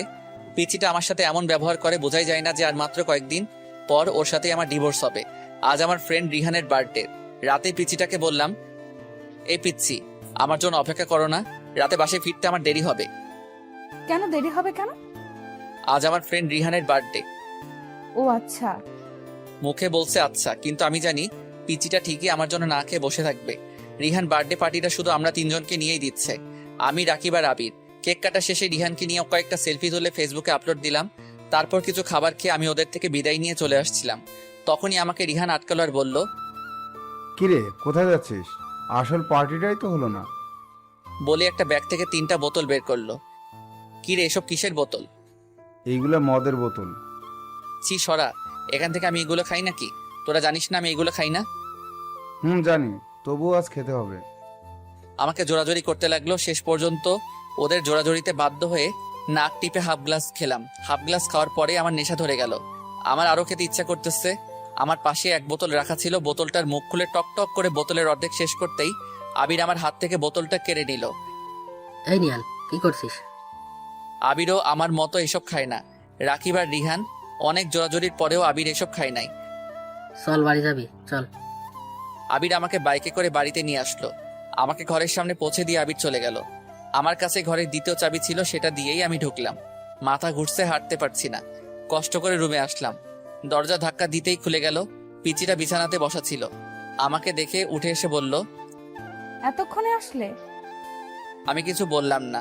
পিচিটার দিকে ঘোর লাগা চোখে তাকিয়ে রইলাম। আজ পিচিটাকে দেখে আমার ভিতরে কি রকম জানি একটা উত্তেজনা ফিল করছি। আমি পিচিটাকে বললাম, এই তুই আমার বউ না? আয় আমার কাছে আয়। এ কি, তোমার মুখ থেকে কিসের ওকে বলতে না দিয়ে ও ঠোঁটে আমার ঠোঁট লাগিয়ে দিলাম। তারপর পিচিটার ঠোঁট ছেড়ে দিয়ে পিচিটাকে ধাক্কা দিয়ে বিছানাতে ফেলে দিলাম। সকালে ঘুম থেকে উঠে বিছানাতে বসলাম। মাথাটা ঝিমঝিম করছে। হঠাৎ আমার খেয়াল হলো আমার শরীরে কোনো কাপড় নেই। কাপড় নাই বলতে একটা সুতাও নেই, শুধু পাতলা একটা চাদর দিয়ে সারা শরীর ঢাকা। কাল রাতের কথা মনে পড়তেই আমি চমকে উঠলাম। শিট, এটা আমি কি করলাম? বলেই বিছানাতে একটা ঘুষি দিলাম। আমার প্রায় কান্না চলে আসছে। পাশে তাকিয়ে দেখলাম পিচিটা আছে নাকি। না, পিচিটা নাই। পিচিটাকে দেখলাম গোসল করে চুল মুছতে মুছতে বাথরুম থেকে বেরিয়ে আসছে। লজ্জায় আমার দিকে তাকাতে পারছে না। মাথা নিচু করে আমাকে বলল, বাথরুমে গরম পানি রাখা আছে, গোসল করে নাও। বলেই রুম থেকে বেরিয়ে গেল। আমি রেডি হয়ে ঘর থেকে বেরিয়ে গেলাম। ফিরে এসে পিচিটাকে খুঁজতে লাগলাম। রান্নাঘরে গিয়ে দেখলাম আম্মুর সাথে রান্না করছে। আমি বললাম, এই দিয়া রুমে আসো। পিচিটা রুমে এসে বলল, কিছু বলবে? এটা খেয়ে নাও। কিসের ওষুধ এটা? এটা পিল। পিল শব্দটা শুনে পিচিটা আমার থেকে কয়েক পা পিছিয়ে গেল। মুখটা মলিন করে আমার দিকে হা করে তাকিয়ে রইল। আমি বললাম, সরি, প্লিজ আমাকে মাফ করে দিও। রাতে যে কি হয়েছিল আমার, সত্যি বলছি, তখন আমার কোনো হুঁশ জ্ঞান ছিল না। পিচিটা কোনো কথা বলছে না, শুধু চোখ দিয়ে অনর্গল পানি ঝরে যাচ্ছে। আমি বললাম, প্লিজ তুমি কেঁদো না, তুমি কাঁদলে আমি নিজেকে কোনোদিন ক্ষমা করতে পারবো না। প্লিজ পিলটা খেয়ে নিও। বলে আমি রুম থেকে বেরিয়ে গেলাম। দিয়ার কথায় আসি। দিয়া সেখানে স্তব্ধ হয়ে কিছুক্ষণ দাঁড়িয়ে রইল, তারপর দৌড়ে বাথরুমে ঢুকে গেল। বাথরুমে ঢুকে শাওয়ার ছেড়ে শাওয়ারের নিচে বসে হাউ মাউ করে কান্না করতে লাগলো। এখন দিয়া যত জোরে কান্না করুক না কেন, সে কান্নার আওয়াজ বাইরে যাবে না, তাই ইচ্ছে মতো চিৎকার করে কান্না করতে লাগলো। দিয়া ভেবেছিল কাল রাতের ঘটনার পর নিয়ান আর তাকে দূরে সরিয়ে রাখতে পারবে না। এখন নিয়ান তাকে মেনে নেবে, কিন্তু একটু আগে যখন নিয়ান তার হাতে পিলটা ধরিয়ে দিল, তখন মাথায় যেন আকাশ ভেঙে পড়লো। এটুকু একটা পিলকে দিয়ার কাছে মনে হয়েছিল যেন এটা পৃথিবীর সবচেয়ে ভারী একটা জিনিস। সেই ভারী জিনিসটা নিয়ান দিয়ার হাতে ধরিয়ে দিল। আমি রুম থেকে বের হয়ে এসে ড্রয়িং রুমে সোফাতে বসলাম। মনে মনে ভাবতে লাগলাম, আমি কি মেয়েটার সাথে একটু বেশি অপরাধ করে ফেলেছি? আমি যদি মেয়েটাকে স্ত্রী হিসেবে নাই মানতে পারি, তাহলে কেন আমি মেয়েটার সতীত্ব নষ্ট করলাম? নিজেকে নিজের কাছে অনেক অপরাধ বোধ হচ্ছে। মনে হচ্ছে যেন আমি এই পৃথিবীর সবচেয়ে বড় অপরাধী। মেয়েটার জন্য অনেক মায়া হচ্ছে। পিচিটার আর আমার ডিভোর্স পেপার আসতে আর মাত্র 4 দিন বাকি। পিচিটা এখন আমার সাথে আগের মতো কথা বলে না, আগের মতো পাগলামি করে না। কিছু জিজ্ঞেস করলে শুধু সেটার উত্তর দেয়। উত্তর দেওয়ার ধরন এমন, হ্যাঁ, না, ঠিক আছে, এর বেশি পিচিটা আমার সাথে একটা কথা বলে না। এখন কলেজে আমাকে ছেড়ে একা একাই চলে যায়। আমি বলেছিলাম আমার সাথে যেতে, কিন্তু পিচিটা বলে সে নাকি একা যেতে পারবে। আমি পিচিটার সেই পাগলামিগুলো অনেক মিস করি। পিচিটার কিছু হলে একটুতেই কেঁদে ফেলা, আমাকে বারবার আব্বুর ভয় দেখানো, এগুলো অনেক মিস করি। আজ বন্ধুদের সাথে কিছুক্ষণ আড্ডা দেওয়ার পর চলে আসলাম পিচিটার কলেজের সামনে। কিছুক্ষণ পর পিচিটা বেরিয়ে আসলো। আমি পিচিটাকে বললাম, বাইকে ওঠো। পিচিটা কিছু না বলে আমাকে পাশ কাটিয়ে একটা রিক্সাতে উঠে গেল। আমি পিচিটার কাণ্ড দেখে বোকা বনে গেলাম। যে মেয়েটা আমার বাইকের পেছনে উঠতে সবসময় পাগল হয়ে থাকতো, সেই মেয়ে আজ আমার সামনে দিয়ে একটা রিক্সাতে উঠলো। আমার কেন জানি বুকের ভেতরটায় অনেক কষ্ট ফিল হচ্ছে। আমার এরকম কষ্ট হচ্ছে কেন? তাহলে কি আমি মেয়েটাকে ভালোবেসে ফেলেছি? সত্যি কি আমি মেয়েটাকে ভালোবেসে ফেলেছি? নিজেই নিজেকে প্রশ্ন করতে লাগলাম। সেখানে দাঁড়িয়ানা থেকে বাড়িতে চলে আসলাম। রুমে ঢুকে দেখলাম মেয়েটা গোসল করে বাথরুম থেকে বের হচ্ছে আর টাওয়েল দিয়ে চুল মুছছে। আজ কেন জানি আমার কাছে মেয়েটাকে অন্যরকম লাগছে। বারবার পিচিটার দিকে চোখ যাচ্ছে। পিচিটার মুখটা আজ এত ফ্যাকাশে লাগছে কেন? অনেকক্ষণ ধরে দেখছি পিচিটা মনমরা হয়ে কি যেন একটা ভাবছে। পিচিটা আয়নার সামনে দাঁড়িয়ে ছিল। আমি বললাম, তোমার কি কিছু হয়েছে? মেয়েটা আমার কথায় পিছনে ঘুরে আমার দিকে কিছুক্ষণ প্রশ্নবোধক দৃষ্টিতে তাকিয়ে রইল। তারপর মুখটা মলিন করে শুধু একটা শব্দ বলল, না। মেয়েটা রুম থেকে বেরিয়ে গেল। আমি বুঝলাম না মেয়েটা আমার দিকে এরকম ভাবে তাকালো কেন। মেয়েটা কি চোখের ভাষা দিয়ে আমাকে কিছু বোঝাতে চাইছিল? রাত 10:30। আমি আগে খাবার শেষ করে রুমে এসে মেয়েটার জন্য অপেক্ষা করছিলাম। মেয়েটা এতক্ষণ ধরে আসছে না কেন? আমি রুম থেকে বের হয়ে মেয়েটাকে ডাকতে লাগলাম, দিয়া, এই দিয়া। আসছি। দৌড়াতে দৌড়াতে মেয়েটা রুমে আসলো, আমার সামনে এসে দাঁড়ালো। হাঁপাতে হাঁপাতে বলল, কিছু বলবে? এতক্ষণ ধরে রুমে আসছিলে না, তার জন্যই ডাকলাম। আর কিছু বলবে না? আমি জানি মেয়েটা আমার মুখ থেকে কি শুনতে চাইছে। আমি মেয়েটার আমার জন্য এরকম অস্থিরতা দেখে মনে মনে হাসতে লাগলাম। তারপর মুখে একটা হাসি এনে বললাম, না, আর কি বলবো। ও, মেয়েটা কিছুক্ষণ নীরব থেকে আবার বলল, আমি কাল সকালে চলে যাচ্ছি। আমি অবাক হয়ে বললাম, চলে যাচ্ছ মানে? কোথায় চলে যাচ্ছ? আমাদের ডিভোর্স পেপার চলে এসেছে। সকালে একটা লোক এসে পেপারটা দিয়ে গেছিল। মেয়েটা আলমারি থেকে ডিভোর্স পেপার বের করে আমার সামনে আনলো। তারপর পেপারটা আমাকে দেখিয়ে বলল, এই পেপারটায় সাইন করার আগে আমাকে একটাবার বউ বলে ডাকবে। শুধু একটা বার আমাকে বউ বলে ডাকো প্লিজ। আমি কিছু না বলে রুম থেকে বেরিয়ে গেলাম। ঘরের বাইরে এসে বাইকটা নিয়ে বেরিয়ে পড়লাম। বাইক চালাচ্ছি আর মনে মনে ভাবছি, তোমাকে শুধু একবার না, সারা জীবন বউ বলে ডাকবো, আমার পিচ্চি বউ। বাইকের স্পিড বাড়িয়ে দিলাম। একটা ফুলের দোকানের সামনে এসে বাইক থামালাম। তারপর অনেকগুলো গোলাপ ফুল কিনে একটা শাড়ির দোকানে এসে লাল একটা শাড়ি কিনলাম। আজ পিচ্চিটাকে নিয়ে সব আবার নতুন করে শুরু করব। শাড়ি আর গোলাপ নিয়ে একরকম দৌড়েই ঘরে ঢুকলাম। তাড়াহুড়ো করে সিঁড়ি দিয়ে উপরে উঠতে যাব, তখনই সিঁড়িতে একটা হোঁচট খেলাম। হোঁচট খেয়ে আমার পায়ের একটা নখ উল্টে রক্ত বেরোচ্ছে, সেদিকে আমার খেয়াল নাই। রুমে ঢুকে বললাম, দিয়া, আমি চলে এসেছি। কিন্তু দিয়াকে রুমে দেখতে পাচ্ছি না কেন? মনে হয় বাথরুমে আছে। বাথরুমের দরজা ধাক্কা দিতে দরজা খুলে গেল না। বাথরুমেও নেই। বেলকনিতে দেখতে যাব, তখনই চোখ পড়লো বিছানাতে। দেখলাম ডিভোর্স পেপার রাখা আছে, তার উপর একটা ছোট্ট কাগজ। আমি ডিভোর্স পেপার হাতে নিয়ে দেখলাম ডিভোর্স পেপারে দিয়ার সাইন। আমার বুকের ভিতর ধুপ করে উঠলো। কাগজটার ভাঁজ খুলে পড়তে লাগলাম। প্রিয় নিয়ান আহমেদ, আজ থেকে তুমি মুক্ত। আজ থেকে তোমাকে আর কখনো পিচ্চির জ্বালা সহ্য করতে হবে না। চলে যাচ্ছি সব ছেড়ে।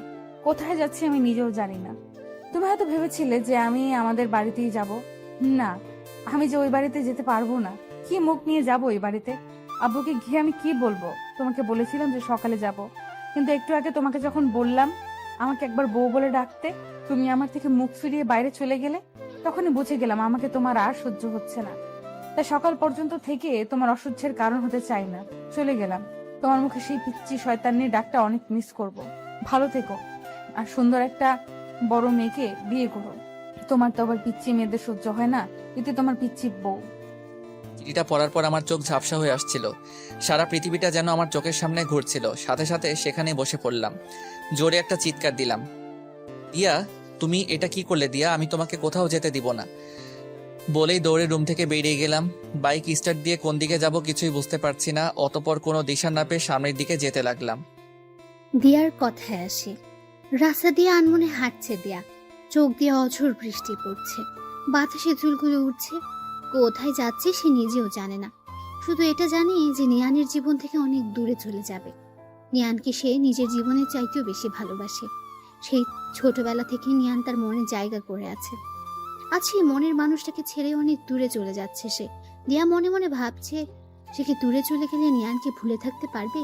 আবার নিজেকে নিজে উত্তর দিচ্ছে, নিজেকে ভুলতে পারে, কিন্তু নিয়ানকে কোনোদিনও ভুলতে পারবে না।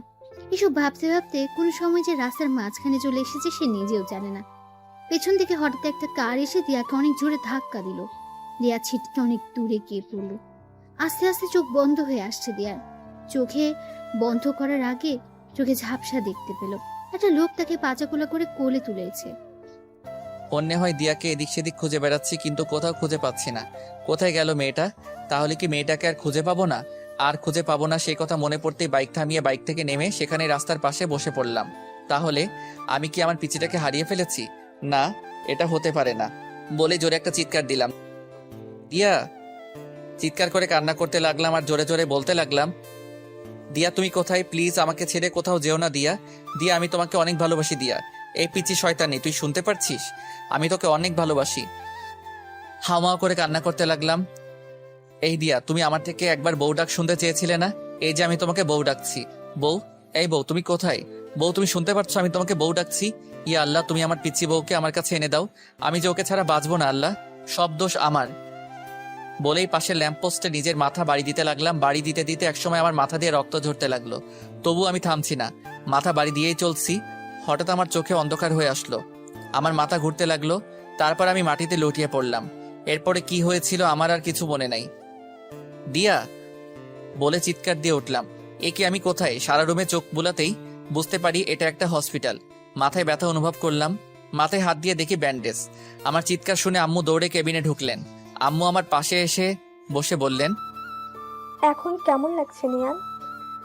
আমি আম্মুর প্রশ্নের উত্তর না দিয়ে কান্না করতে করতে বললাম, আম্মু, দিয়া। চুপ কর, তোকে আর কিচ্ছু বলতে হবে না। আমি চিঠিটা পড়েছি আর তোদের ডিভোর্সের পেপারটাও দেখেছি।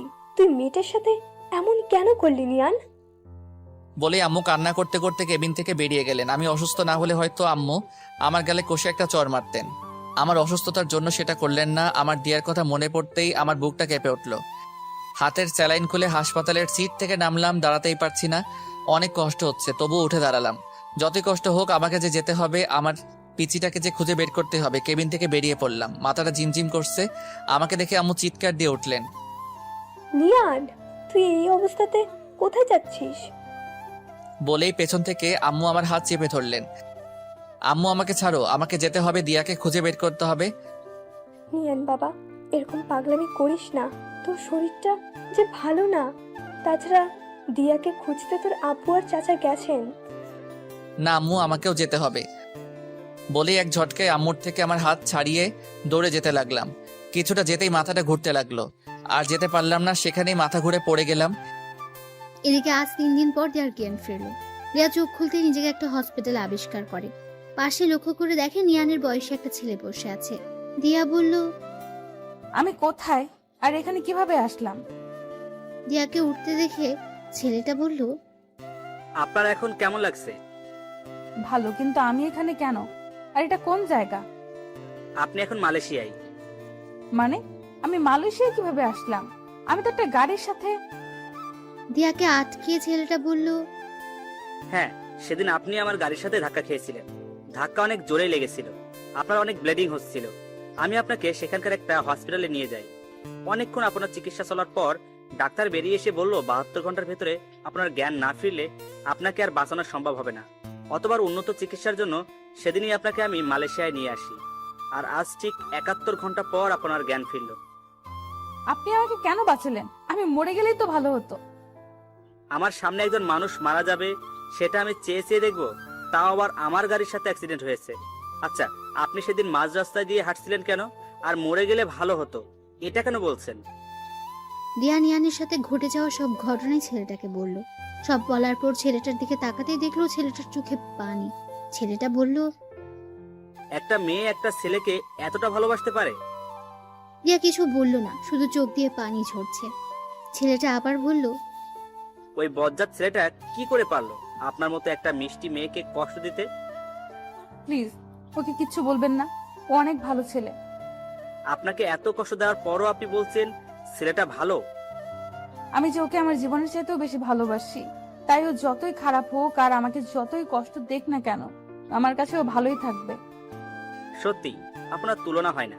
যে ছেলেটা আপনাকে এত অবহেলা কষ্ট দিল আর আপনি তাকেই বলছেন ভালো। আচ্ছা, আপনার নামটাই জানা হলো না। আমি দিয়া। আর আমি আরিয়ান চৌধুরী। আমি হলাম এই চৌধুরী সাহেবের মা। দিয়া দেখতে পেল কথাটা বলতে বলতে একজন মহিলা কেবিনে ঢুকছেন। আরিয়ান মহিলাটাকে দেখিয়ে বলল, দিয়া, উনি আমার আম্মু। দিয়া মুখ দিয়ে সালাম দিল, তারপর বলল, উনি এখানে? আমরা এখানে মালয়েশিয়ায় থাকি। এখন কেমন লাগছে মা? জি ভালো আন্টি। আমাকে আন্টি না, মা বলে ডেকো। জানো, কালকে যখন তোমাকে আমি প্রথম দেখি তখনই আমার মায়ের কথা মনে পড়ে যায়। তোমাকে দেখতে হুবহুব আমার মায়ের মতো। কথাগুলো বলে শেষ করেই চোখের পানি মুছলেন। রিয়া বুঝতে পারলো ওরা দুজনে অনেক ভালো মনের মানুষ। তারপর বলল, আচ্ছা ঠিক আছে, ডাকবো। আচ্ছা মা, তুমি এখন একটু রেস্ট নাও, আমরা বাইরে যাই। বলে ওরা চলে গেলেন। আরিয়ান চৌধুরীর পরিচয়টা একটু ভালো করে দিয়ে দেই। আরিয়ান চৌধুরী অনেক বড় একজন বিজনেসম্যান। বিজনেসটা ওর বাবারই, কিন্তু 2 বছর আগে ওর বাবা মারা যাওয়াতে পুরো বিজনেসটা ওকে সামলাতে হচ্ছে। বাংলাদেশ আর মালয়েশিয়া মিলে 3টা কোম্পানি আছে ওদের। তাই আরিয়ান চৌধুরী মালয়েশিয়ায় পরিবার নিয়ে থাকে। পরিবার বলতে ওর মা আর ছোট্ট একটা বোনকে নিয়ে তার পরিবার। 7 দিন পর আজ দিয়াকে হসপিটাল থেকে বাড়িতে যাওয়ার অনুমতি দিয়েছে। কিন্তু দিয়া ভাবতে লাগলো তার তো কোনো বাড়ি নেই, সে এখন কোথায় যাবে? এসব ভাবছিল তখনই আরিয়ান চৌধুরী ও তার মা ঢুকলো। আরিয়ান বলল, চলেন, আজ আপনাকে হসপিটাল থেকে ছেড়ে দিয়েছে। কিন্তু আমি কোথায় যাব? কোথায় যাবে মানে?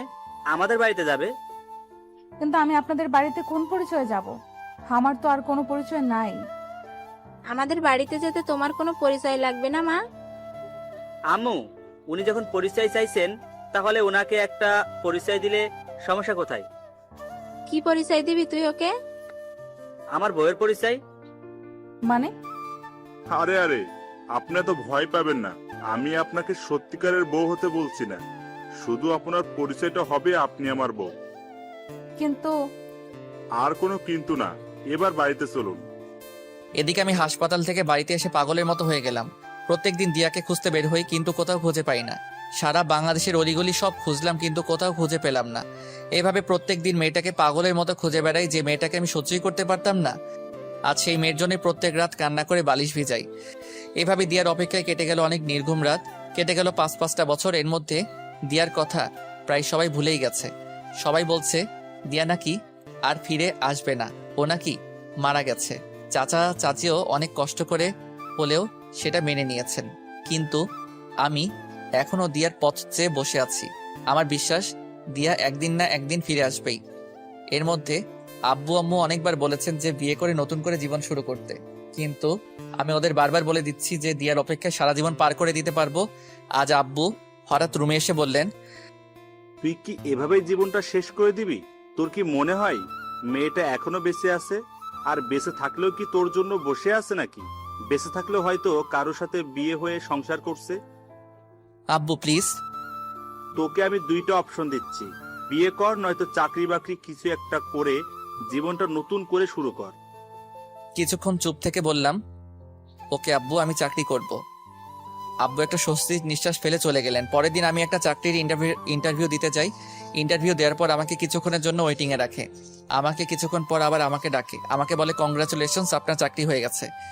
কিন্তু সেটা মালয়েশিয়ায়। আপনার সব রেজাল্ট ভালো দেখে আমরা আমাদেরই আরেকটা কোম্পানি থেকে ট্রান্সফার করে দেই। মালয়েশিয়ার কথা শুনে কেন জানি আমি হ্যাঁ বলে দেই। আমার কেন জানি মনে হচ্ছে মালয়েশিয়ায় কিছু একটা আছে। বাড়িতে এসে আব্বুকে বলতেই আব্বু অনেক খুশি হলেন। রাতের খাবার খেয়ে রুমে এসে ঘুমানোর চেষ্টা করছি, কিন্তু ঘুম আসছে না। বারবার দিয়ার সেই নিষ্পাপ হাসি চোখে ভেসে উঠছে। জানি শেষ রাত বা মধ্যরাত ছাড়া আমার ঘুম আসবে না। গত 5 বছর ধরে এরকমটাই হয়ে আসছে। হঠাৎ মোবাইলের আওয়াজে ভাবনার জগৎ থেকে বেরিয়ে আসলাম। মোবাইল হাতে নিয়ে দেখি সে অচেনা নাম্বার থেকে আবার ফোন এসেছে। গত 5 বছর ধরে অনেকগুলো অচেনা নাম্বার থেকে আমার মোবাইলে ফোন আসে। ফোন রিসিভ করলে কেউ ওপাশে কিছু বলে না, শুধু আমি একটা ছোট্ট বাচ্চার হাউমাউ শুনতে পাই। অনেকবার বিরক্ত হয়ে অনেকগুলো নাম্বার ব্লক মেরেছি, কিন্তু কোনো কাজ হয় না। একটা ব্লক মারলে অন্য আরেকটা নাম্বার দিয়ে ফোন দেয়। দিয়া যদি আমাকে কোনোদিন ফোন দেয়, এই আশাতে সিমটাও পাল্টাতে পারি না। প্রথম বিরক্ত লাগলেও এখন কেন জানি আমার ওই পিচ্চিটার অস্পষ্ট ভাষা শুনতে ভালো লাগে। তাই এখন প্রত্যেকটা দিন ফোনটা রিসিভও করি। আজও ফোন রিসিভ করে হ্যালো বলার সাথে সাথেই সেই পরিচিত আওয়াজ শুনতে পাই। ওপাশ থেকে আব্বু আম্মু বলে অস্পষ্ট ভাষায় কি যেন একটা বলছে, কিছু বুঝতে পারি না। শুধু এই আব্বু আম্মু ডাকটাই বুঝতে পারি। আজকে আমি মালয়েশিয়ায় যাচ্ছি। বাড়িতে সবার থেকে বিদায় নিয়ে এয়ারপোর্টে চলে আসলাম। এয়ারপোর্টে এসে ওই দিন যেই লোকটা আমার ইন্টারভিউ নিয়েছিল সেই লোকের সাথেই আরও অনেকগুলো লোকজন দেখতে পারলাম। পরে জানতে পারলাম ওরাও আমার মতোই মালয়েশিয়াতে চাকরি করতে সিলেক্ট হয়েছে। ওদের মধ্যে একজনের সাথে আমার অনেক ভাব জমে গেল। ওর নাম জিসান। বিমানে আমার পাশের সিটেই বসেছিল। ওর সাথে মিশে বুঝতে পারলাম ছেলেটা একটু বেশি চঞ্চল টাইপের, অনেক বেশি কথা বলে। ফ্লাইট ল্যান্ড করলো মালয়েশিয়ায়। আমি মালয়েশিয়ার মাটিতে পা রাখতেই আমার বুকটা কেঁপে উঠল। বুঝতে পারলাম না কেন হলো এমনটা। মালয়েশিয়া নামটা শোনার পর থেকেই আমার কেমন যেন অদ্ভুত একটা ফিলিংস কাজ করছিল। আমরা যেই কোম্পানিতে কাজ করতে আসছি সেই কোম্পানিরই কয়েকজন লোক এসে আমাদের একটা হোটেলে নিয়ে গেল। আজকে রেস্ট নিয়ে কালকে থেকে অফিস। আমি হোটেলে এসে আমার রুমে ঢুকলাম। ফ্রেশ হয়ে বসে আছি। বসে বসে বোর হচ্ছি, তাই ভাবলাম শহরটা একটু ঘুরে দেখি। রুম থেকে বের হতেই জিসানের সামনে পড়লাম। জিসান আমাকে দেখে হেসে বলল, কি ভাই, কোথায় বের হচ্ছেন? আসলে রুমে বসে বসে বোর হচ্ছিলাম, তাই একটু ঘুরতে যাচ্ছি। আমিও সেম ভাই, চলেন আমিও যাব আপনার সাথে। তাহলে তো ভালোই হলো, আমাকেও একা একা ঘুরতে হবে না। চলেন। কোথায় যাওয়া যায় বলেন তো? আমি তো এখানকার জায়গা তেমন চিনি না। আমি চিনি ভাই, চলেন ভাই, আমরা এখানকার সব থেকে বড় শপিং মলে যাই। অনেক সুন্দর একটা শপিং মল। আমারও একটা জিনিস কিনতে হবে, জিনিসটাও কিনলাম আর ঘোরাঘুরিও করলাম। আচ্ছা চলুন।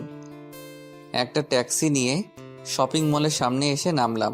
সত্যি শপিং মলটা অনেক বড় এবং সুন্দর। শপিং মলের ভিতরে ঢুকতে আমার শরীরে একটা কঠিন ঠান্ডা বাতাস লাগলো আর আমার বুকের ভিতর ধুকধুক করতে লাগলো। আমি সেখানটায় দাঁড়িয়ে হার্টবিটের ধুকধুকানি ফিল করতে লাগলাম। আমার এরকম হচ্ছে কেন? জিসান বলল, কি ভাই, এখানে দাঁড়িয়ে আছেন কেন আর কি ভাবছেন? আমি এই শপিং মলে ঢোকার সাথে সাথেই আমার শরীরে কি রকম জানি ঠান্ডা বাতাস লাগলো। আরে ভাই, এটা এসির বাতাস। না, এটা এসির বাতাস হতে পারে না। এসির বাতাস এত মোলায়েম আর কঠিন না, আর এই বাতাসটা একেবারে আমার বুকের ভিতর লেগেছে। আরে ভাই, কি সব আবল তাবল বলছেন? আমি জোরে একটা নিঃশ্বাস ফেলে বললাম, না কিছু না, চলেন। তারপর জিসানকে নিয়ে লিফটে করে শপিং মলটার 3 তলাতে উঠলাম। জিসান ঘুরে ঘুরে টি শার্ট দেখছে, হয়তো টি শার্ট কেনার জন্যই আসছে। আমি আর ওকে জিজ্ঞেস করলাম না। জিসান একটা টি শার্ট হাতে নিয়ে চেঞ্জ রুমে গেল। আমার একটা শার্ট অনেক ভালো লাগছে, সেই শার্টটাই নেড়েচেড়ে দেখছিলাম। হঠাৎ আমার চোখ আটকে গেল একটা মেয়ের উপর। মেয়েটা আমার ঠিক উল্টো দিকে মুখ করে লিফটের সামনে দাঁড়িয়ে আছে। মেয়েটাকে আমার এত চেনা চেনা লাগছে কেন? আমি মেয়েটার মুখ দেখতে না পারলেও আমার কেন জানি মনে হচ্ছে মেয়েটা আমার অনেক দিনের চেনা কেউ। আমার হার্টবিট অনেক স্পিডে দৌড়াচ্ছে। দৌড়ে আমি মেয়েটার কাছে যেতে লাগলাম। আমি দৌড়ে মেয়েটার কাছে যাওয়ার আগেই মেয়েটা লিফটে উঠে গেল। আমি লিফটের সামনে এসে দেখলাম লিফট লেগে গেছে। সেখানে দাঁড়িয়েই হাঁপাতে লাগলাম। হঠাৎ চোখ পড়ল পাশের সিঁড়ির উপর। আমি দৌড়ে সিঁড়ি দিয়ে নামতে লাগলাম। নিচতলায় আসতেই দেখলাম মেয়েটা শপিং মল থেকে বের হয়ে যাচ্ছে। আমিও দৌড়ে শপিং মল থেকে বের হতেই দেখলাম মেয়েটা একটা গাড়িতে উঠে গেছে। গাড়িতে কালো গ্লাস থাকাতে তখনও আমি মেয়েটাকে দেখতে পাই নাই। গাড়িটা অনেক স্পিডে চলে গেল। আমি সেখানে দাঁড়িয়ে রইলাম। পিছন থেকে জিসান ডাকতে ডাকতে আসলো। নিয়ান ভাই, নিয়ান ভাই। আমার পাশে এসে হাঁপাতে লাগলো। আবার বলল, কি ভাই, শপিং মল থেকে এভাবে দৌড়ে বের হচ্ছিলেন কেন? পিছন থেকে আমি এত ডাকলাম, আপনি শুনলেনই না। পরে বলবো, এখন হোটেলে চলুন। সত্যি আপনি অনেক অদ্ভুত ভাই। চলুন। পরের দিন সকালে রেডি হয়ে অফিস যাওয়ার জন্য হোটেলের বাইরে আসলাম। পিছন থেকে জিসান এসে বলল, কি ভাই, আমাকে ফেলেই চলে যাচ্ছেন? আমি ভাবলাম আপনি হয়তো নিচে আছেন, তাই আমি নিচে আসলাম। অফিসের বাস এসে আমাদের নিয়ে গেল। অফিসে আসলাম। অফিসে ঢোকা মাত্রই সেই দিন শপিং মলের মতো একটা ঠান্ডা বাতাস লাগলো। আমি অফিসের ভিতর ঢুকেই কেন জানি অস্থির অস্থির লাগছে। পিয়ন এসে বলল, সবাই এক এক করে ম্যাডামের সঙ্গে মিট করে আসুন।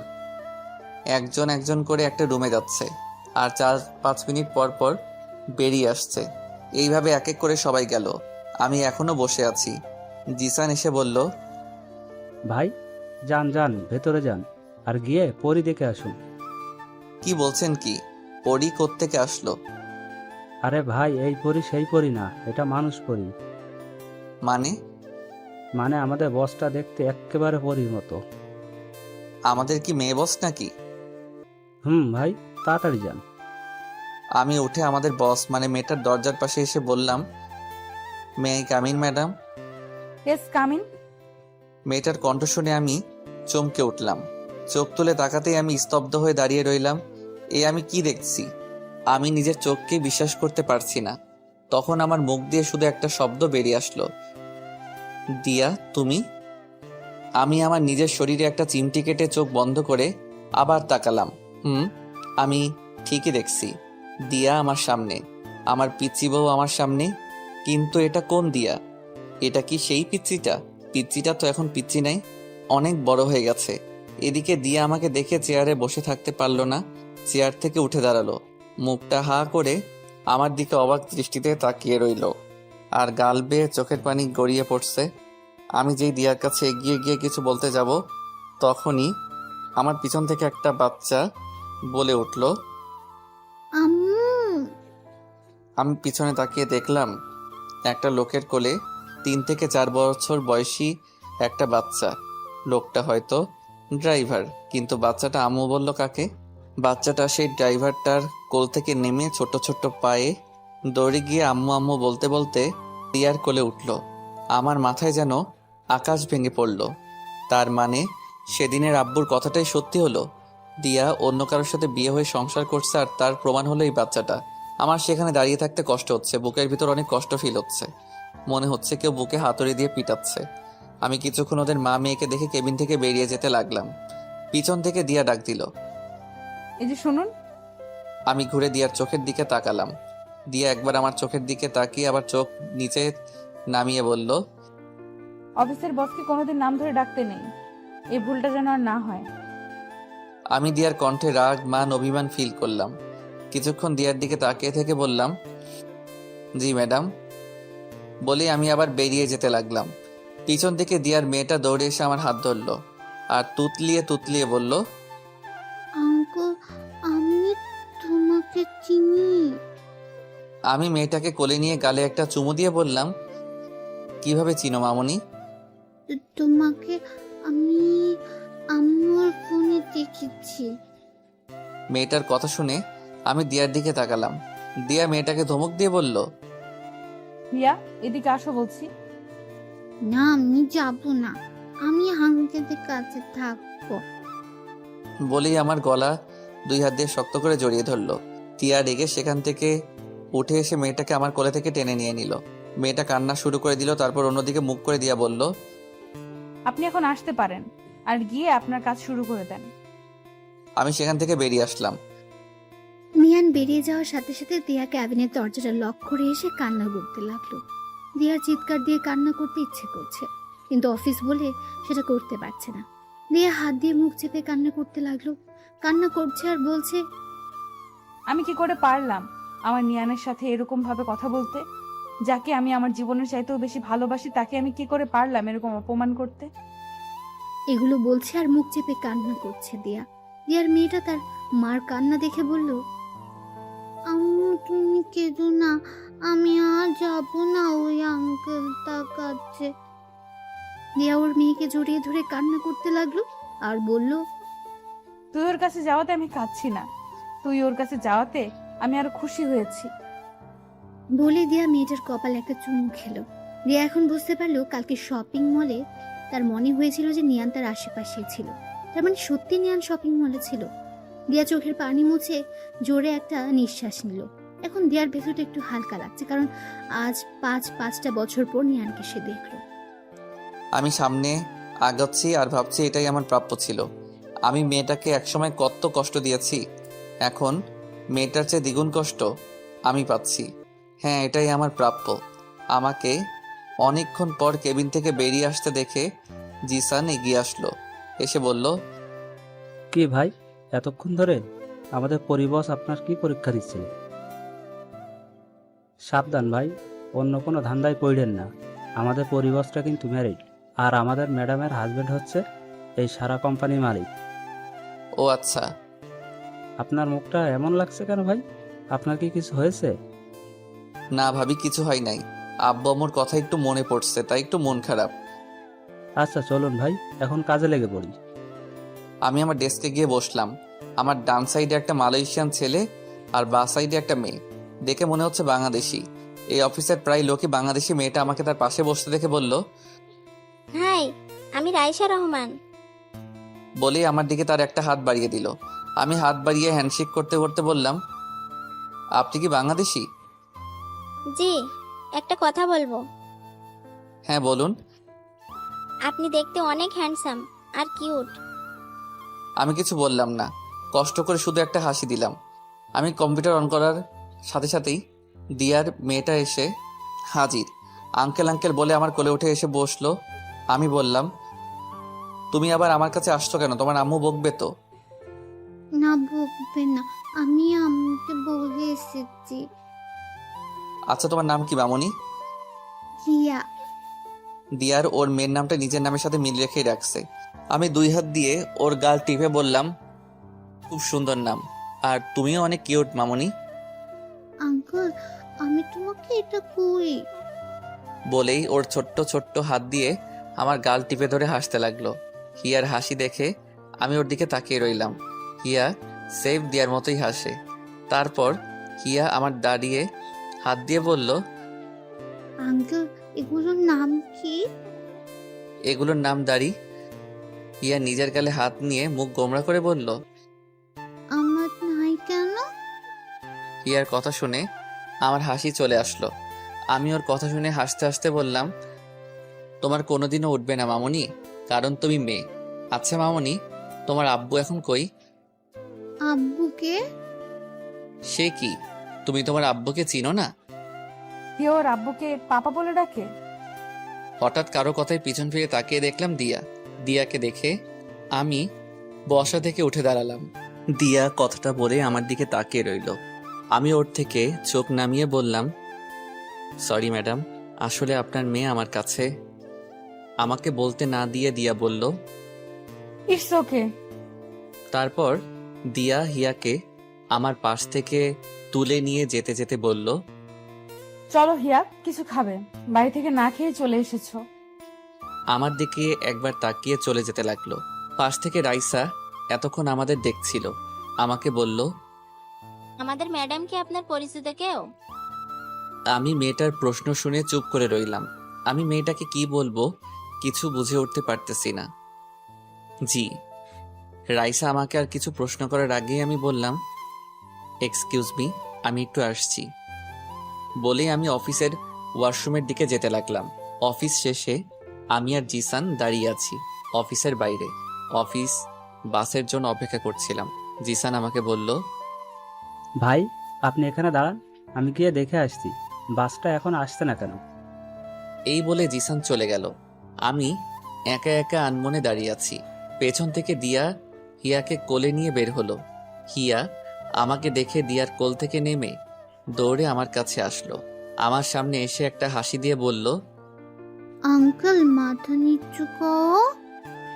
আমি মাথা নিচু করতেই হিয়া আমার গালে একটা চুমু খেলো। তারপর হিয়া দিয়ার কাছে গিয়ে ওর হাত ধরে টানতে লাগলো। কি হলো হিয়া, আমাকে টানছো কেন? আসো না আম্মু। হিয়া দিয়াকে টানতে টানতে আমার সামনে নিয়ে এলো। দিয়া আমার দিকে একবার তাকিয়ে চোখ নিচে নামিয়ে নিল। হিয়া বলল, আম্মু আঙ্কেলকে চুমু দাও। আমরা দুজনই দুজনের দিকে চোখ বড় বড় করে তাকালাম। দিয়া লজ্জায় লাল হয়ে গেল। তারপর হিয়াকে ধমক দিয়ে বলল, এসব কি হচ্ছে? প্লিজ ম্যাডাম, ওকে বকবেন না, আমি ওকে বুঝিয়ে বলছি। আমি হাঁটু গেড়ে বসে হিয়ার গালে হাত দিয়ে বললাম, হিয়া মামুনি শোনো, তোমার আম্মু তোমার আব্বুকে মানে তোমার বাবাকে ছাড়া অন্য কোনো ছেলেকে চুমু খেতে পারবে না। কিন্তু আম্মু তো বাবাকে চুমু দেয় না, আম্মু তো তোমার ফটো দিচ্ছ।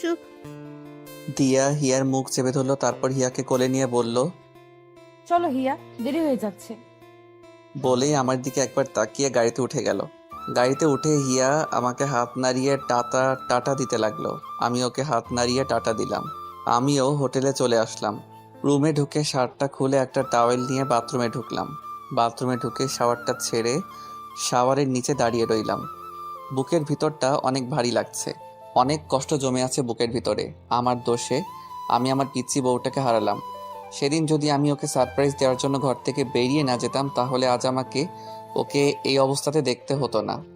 আমার চোখের পানি আর শাওয়ারের পানি এক হয়ে নিচে পড়ছে। আমার পিচ্চিটা এখন আর আমার নেই, এখন সে অন্য কারো বউ, অন্য একজনের মেয়ের মা। যখন ওর মেয়েটা আমার কাছে আসে, জানি না কেন জানি আমি সব কষ্ট ভুলে যাই। এখন আমি নিজেকে একটা কথা ভেবেই সান্ত্বনা দিচ্ছি যে যাই হোক, আমার পিচ্চিটা তো সুখে আছে, ও সুখে থাকলেই হলো, আমার আর কিছু চাই না। দিয়ার সুখে আমার সুখ। অনেকক্ষণ শাওয়ার নিজে থাকার পর বাথরুম থেকে বেরিয়ে আসলাম। পরের দিন অফিসে যাওয়ার জন্য জিসান রেডি হয়ে আমার রুমে এসে বলল, কি ভাই আপনি এখন রেডি হন নাই? অফিস বাস চলে আসছে তো। জিসান ভাই, আপনি অফিস বাস দিয়ে চলে যান, আমি পরে একটা ট্যাক্সি নিয়ে চলে যাব। আচ্ছা ঠিক আছে, আমি যাই। আপনি দেরি করবেন না কিন্তু, নতুন নতুন অফিস জয়েন করেছেন, দেরি করলে সমস্যা হতে পারে কিন্তু। আচ্ছা। আমি ভাবতে লাগলাম আমার কি আর দিয়ার সামনে যাওয়া ঠিক হবে? ও যখন সুখে আছে তাহলে থাক না সুখে, আমি কেন ওর পথের কাঁটা হয়ে দাঁড়াবো? তাই ভাবলাম আমি আর দিয়ার সামনে যাব না। এদিকে হিয়া অনেকক্ষণ ধরে ওর মাকে বলে যাচ্ছে, আম্মু আঙ্কেল আসছে না কেন। হিয়া প্রতিদিন দিয়ার সাথে অফিসে আসে। দিয়া ওর মেয়েকে বলছে আসবে, এক্ষুনি চলে আসবে। এদিকে দিয়াও চিন্তায় পড়ে। দিয়া মনে মনে ভাবতে লাগলো, অফিস বাস তো সেই কখন চলে আসলো, কিন্তু নিয়ান আসলো না কেন অফিস বাসে? নিয়ান কি আর আসবে না অফিসে? নিয়ান তো আমাকে সহ্যই করতে পারে না, তাহলে কি আমার জন্য সে আর অফিসে আসবে না? আমার নিয়ানকে কি আমি আর দেখতে পারবো না? নিয়ানকে সে আর দেখতে পারবে না। সে কথা মনে পড়তে দিয়ার বুকের ভেতর ধুক করে উঠলো, চোখ দিয়ে পানি বেরিয়ে আসলো।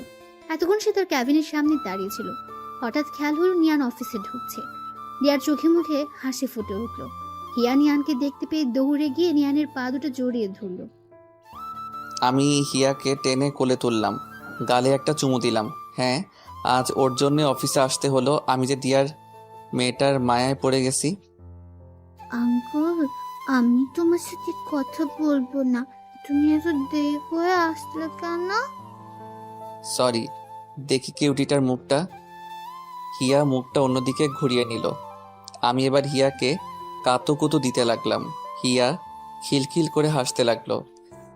দিয়া ওদের দেখে একটা হাসি দিয়ে চোখ মুছে জোরে একটা নিঃশ্বাস ফেলে ক্যাবিনে চলে গেল। আমি সারাদিন হিয়াকে নিয়ে মেতে রইলাম। মেয়েটা অনেক পাকা পাকা কথা বলছে, আর আমি সেই কথা শুনে হাসতে হাসতে ফেটে পড়ছি। হিয়া বারবার ক্যাবিন থেকে বের হয়ে এসে কিছুক্ষণ ওদের দেখে, তারপর একটা হাসি দিয়ে আবার নিজের ক্যাবিনে চলে যায়। এভাবে সারাটা দিন কেটে গেল। জিসান এসে বলল, ভাই হোটেল যাবেন না? অফিস তো শেষ হয়ে গেল। আমার যাওয়ার কথা শুনেই হিয়া আমার গলা জড়িয়ে ধরল। না আঙ্কেল, যাবে না। জিসান ভাই, আপনি অফিস বাস দিয়ে চলে যান, আমি সকালের মতো ট্যাক্সি দিয়ে চলে যাব। জিসান চলে গেল। কিছুক্ষণ পর দিয়া কেবিন থেকে বেরিয়ে আমাদের কাছে এসে হিয়াকে বলল, গিয়ে আসো, আমরা বাসায় যাব। না, আমি যাব না। চলেন, আমি আপনাদের গাড়িতে তুলে দিয়ে আসছি। অফিসের বাইরে এসে দিয়ার গাড়ির সামনে আসলাম। দিয়া আগে গিয়ে গাড়িতে বসলো। আমি হিয়াকে বললাম, হিয়া আমার দিকে তাকাও। হিয়া আমার কাছ থেকে মুখ তুলে তাকালো। আমি বললাম, যাও এখন বাসায়। তুমি এরকম করলে কিন্তু আমি কালকে আর এখানে আসবো না। হিয়া আমার কথা শুনে গাড়িতে উঠে গিয়ে বসলো। আমি হিয়ার গালে একটা চুমু দিয়ে সেখান থেকে চলে যেতে লাগলাম। হঠাৎ পিছন থেকে দিয়া ডাক দিল। এই যে শোনো। আমি পিছন ফিরে তাকাতেই দেখলাম দিয়া গাড়ির থেকে মুখ বের করে আছে। আমি বললাম, জি বলুন। অফিস বাস তো চলে গেছে, তুমি কিভাবে যাবে? দিয়ার মুখে তুমি ডাক শুনে ওর দিকে অবাক চোখে তাকিয়ে রইলাম। দিয়া আবার বলল, আমি তোমাকে কিছু প্রশ্ন করছি। ও জি, আমি ট্যাক্সি দিয়ে চলে যাব। তুমি যদি কিছু মনে না করো, আমি তোমাকে পৌঁছে দিতে পারি। থ্যাংক ইউ, লাগবে না, আমি চলে যেতে পারবো। দিয়া মুখটা কালো করে ফেললো। হিয়া বলল, আঙ্কেল চলো না আমাদের সাথে। আমি হিয়ার মুখের দিকে তাকিয়ে না করতে পারলাম না। উঠে গেলাম ওদের গাড়িতে। আমি এক পাশে আর দিয়া আরেক পাশে, আর হিয়া মাঝখানে। হিয়া আমার কোলে উঠে এসে বসলো। কেউ কোনো কথা বলছি না। কিছুক্ষণ চুপ থাকার পর হুট করে দিয়া বলল, তোমার বউকে কি এখানে মানে মালয়েশিয়ার সাথে করে নিয়ে এসেছো? আমি দিয়ার কথা শুনে হাসতে লাগলাম। হা হা হা, বউ হা হা। কি হলো, হাসছো কেন? আমি হাসির কিছু বলেছি? আমার কপালে বউ নাই। মানে তুমি কি সব অদ্ভুত কথা বলছো? সত্যি তো বলছি, এখানে অদ্ভুতের কি আছে? মানে তুমি এখনো বিয়ে করো নাই? না, বললাম না আমার কপালে বউ নাই। কেন বিয়ে করো নাই? তুমি জেনে কি করবে? প্লিজ বলো না, কেন বিয়ে করো নাই? আমি কিছুক্ষণ চুপ করে রইলাম। তারপর দিয়ার চোখে চোখ রেখে বললাম, তোমার জন্য। আমার জন্য মানে? সেদিন রাতে আমি কিছু একটা ভেবে চুপ করে রইলাম। দিয়া কি এখন এসব বলা ঠিক হবে? দিয়া তো সুখেই আছে, ওকে এসব বলে কি ওর কষ্ট বাড়ানো ঠিক হবে? দিয়া আমাকে চুপ করে থাকতে দেখে বলল, বলো না সেদিন রাতে কি? না কিছু না। দিয়া এবার আমার হাত ধরে হিয়ার মাথায় নিয়ে গেল। তারপর বলল, ও তো ছোট্ট ফেরেশতা মানুষ, আমি জানি তুমি ওর মাথায় হাত রেখে মিথ্যা বলতে পারবে না। আমি এবার কি বলবো কিছু বুঝে উঠতে পারছি না। হিয়ার মাথায় হাত রেখে আমি আবার মিথ্যা বলতে পারবো না। আমি বললাম, দিয়া থাক না এসব এখন, আর জেনে কি করবে? তুমি বলবে কিনা বলো। আমি এবার বলতে শুরু করলাম, আসলে সেদিন রাতে তুমি যখন আমার মুখ থেকে একবার বউ ডাক শুনতে চেয়েছিলে, তখন আমি ঘর থেকে বেরিয়ে গিয়েছিলাম জানো। সেদিন আমি তোমাকে সারপ্রাইজ দেওয়ার জন্য রুম থেকে বেরিয়ে গিয়েছিলাম। সেদিন আমি তোমাকে একবার না সারা জীবনের জন্য বউ ডাকতে চেয়েছিলাম, তোমাকে আপন করে নিতে চেয়েছিলাম, কিন্তু তোমাকে সারপ্রাইজ দেওয়ার জন্য একটা লাল টকটকে শাড়ি আর অনেক গোলাপ ফুল নিয়ে যখন বাসায় আসলাম, তখন আমি নিজেই সারপ্রাইজড হয়ে যাই। এসে দেখি তুমি রুমে নাই। তারপর যখন তোমার চিঠি আর ডিভোর্স পেপারে সাইন দেখলাম, তখন আমার সারা দুনিয়া অন্ধকার হয়ে এসেছিল।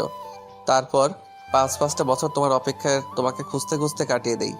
সবাই তো ভেবে নিয়েছিল যে তুমি আর বেঁচে নেই, কিন্তু একমাত্র আমিই জানতাম তোমাকে আমি একদিন একদিন খুঁজে পাবো। কিন্তু এভাবে যে পেয়েও তোমাকে হারাতে হবে সেটা ভাবিনি। আমি এক নিঃশ্বাসে কথাগুলো বলে ফেললাম। দিয়ার দিকে তাকিয়ে দেখলাম গাল বেয়ে চোখের পানি গড়িয়ে পড়ছে। আমার দিকে মায়া ভরা চোখে তাকিয়ে আছে। আমারও চোখ দিয়ে পানি বের হয়ে এসেছিল। আমি সেটা মুছে দিয়ে দিয়াকে বললাম, এই পাগলি কাঁদছো কেন? আমি কিন্তু এখন আর কষ্ট পাচ্ছি না, কারণ তুমি সুখে আছো। তোমার সুখেই আমার সুখ। দিয়ার এখন অনেক ইচ্ছে করছে নিয়ানকে জড়িয়ে ধরতে, কিন্তু ধরলো না। নিজেকে কন্ট্রোল করলো আর মনে মনে বলতে লাগলো, আমাকে এতদিন অনেক কষ্ট দিয়েছো, এখন আমার নিজের কিছু কষ্ট পাওয়া প্রাপ্য। দিয়ার ভেতরে ভেতরে অনেক খুশি হচ্ছে এই ভেবে যে তার নিয়ান তাকে ভালোবাসে, তার জন্য সে এতটা বছর অপেক্ষা করলো। কিন্তু সে খুশিটা প্রকাশ করলো না, চোখের পানি মুছে চুপ করে বসে রইল আর বারবার নিয়ানের দিকে আর চোখে তাকাতে লাগলো। আজ নিয়ানকে কেন জানি দিয়ার কাছে অন্যরকম লাগছে। হিয়া আমার কোলেই ঘুমিয়ে পড়ল। আমার বুকে মাথা রেখে 2 হাত দিয়ে গলা জড়িয়ে ধরে ঘুমিয়ে আছে। আমি ওকে 2 হাত দিয়ে আঁকড়ে ধরে আছি। আমার হোটেলের কাছে চলে আসলাম। আমি হিয়াকে দিয়ার কোলে দিলাম। গাড়ি থেকে নেমে এসে আবার গাড়ির ভিতরে মুখ ঢুকিয়ে হিয়ার গালে চুমু দিবার জন্য মাথা এগিয়ে নিলাম। হিয়া দিয়ার কাঁধে মাথা রেখে ঘুমিয়েছিল। আমি যখন হিয়াকে চুমু খাওয়ার জন্য ঠোঁট এগিয়ে নিলাম, দিয়া ভাবলো আমি ওকে চুমু খাবো, তাই তার গাল এগিয়ে আনছিল। কিন্তু আমি হিয়ার গালে চুমু খাওয়াতে দিয়া লজ্জা পেয়ে আবার গাল পিছিয়ে নিল। আমি গাড়ি থেকে মাথা বের করে পিছন ফিরে চলে আসছিলাম। পিছন থেকে দিয়া ডাক দিল। এই যে শোনো, জি বলেন। কালকে অফিসে একটু তাড়াতাড়ি চলে যেও। জি আচ্ছা। এই বলে আমি হোটেলের ভিতর ঢুকে গেলাম। আমি ভিতরে ঢোকা পর্যন্ত দিয়া সেখানেই গাড়ি নিয়ে দাঁড়িয়ে রইল। আমি রুমে ঢুকে সবকিছু গুছিয়ে নিলাম।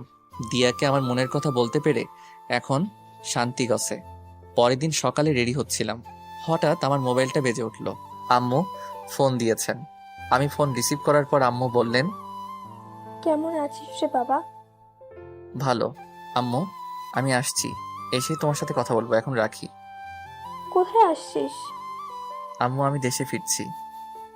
আম্মুকে কিছু বলতে না দিয়ে আমি ফোনটা কেটে দিলাম। হ্যাঁ, আমি আজ ফিরে যাচ্ছি দেশে। সেদিন যখন ভাবছিলাম দিয়ার সামনে আর যাব না, সেদিনই আমি দেশে ফেরার জন্য টিকিট বুক করি। তাই সেদিন অফিসে যেতেও দেরি হয়েছিল। আজ এখানকার সময় দুপুর 12টায় আমার ফ্লাইট। আম্মুকে দিয়ার কথা বললাম না। দিয়া যখন সবার থেকে দূরে চলে এসে ভালো থাকতে চাইছে, তাহলে থাকুক দিয়া ওর মতো করে। আমি ওর সুখে পানি ঢালতে চাই না।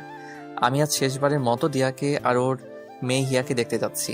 ওর মেয়েটার মায়ায় পড়ে গেছি আমি।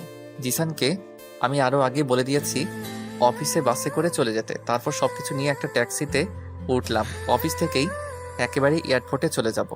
আমার ট্যাক্সি আর দিয়ার কার একসাথেই এসে থামলো অফিসের সামনে। আমি ট্যাক্সি থেকে নেমে দাঁড়াতে দেখলাম দিয়া আর হিয়া নামছে গাড়ি থেকে। আজ দিয়া একটা কালো শাড়ি পরে এসেছে। আজ অনেক সুন্দর লাগছে দিয়াকে। এত সুন্দর কেন এই মেয়েটা? আমি নিজের মাথায় নিজেই থাপ্পড় দিলাম। আমি এসব কি ভাবছি? দিয়া এখন অন্য কারো বউ। গাড়ি থেকে নেমেই হিয়া আমাকে দেখতে পেয়ে দৌড়ে এসে আমার কোলে উঠল। আমি হিয়ার গালে একটা চুমু খেলাম। মেয়েটা যে কেন আমাকে এত মায়ায় ফেলছে, আজকের পর হয়তো আমাকে না দেখতে পেয়ে অনেক মিস করবে, আর আমিও অনেক অনেক মিস করব। দিয়া আমার দিকে তাকিয়ে একটা হাসি দিল। আমি হিয়াকে কোলে নিয়ে অফিসে ঢুকে গেলাম। আমার পিছন পিছন দিয়া ঢুকলো। আমি হিয়াকে আমার টেবিলে নিয়ে গিয়ে বসালাম। দিয়া আমাদের দিকে একবার তাকিয়ে ওর কেবিনে ঢুকে গেল।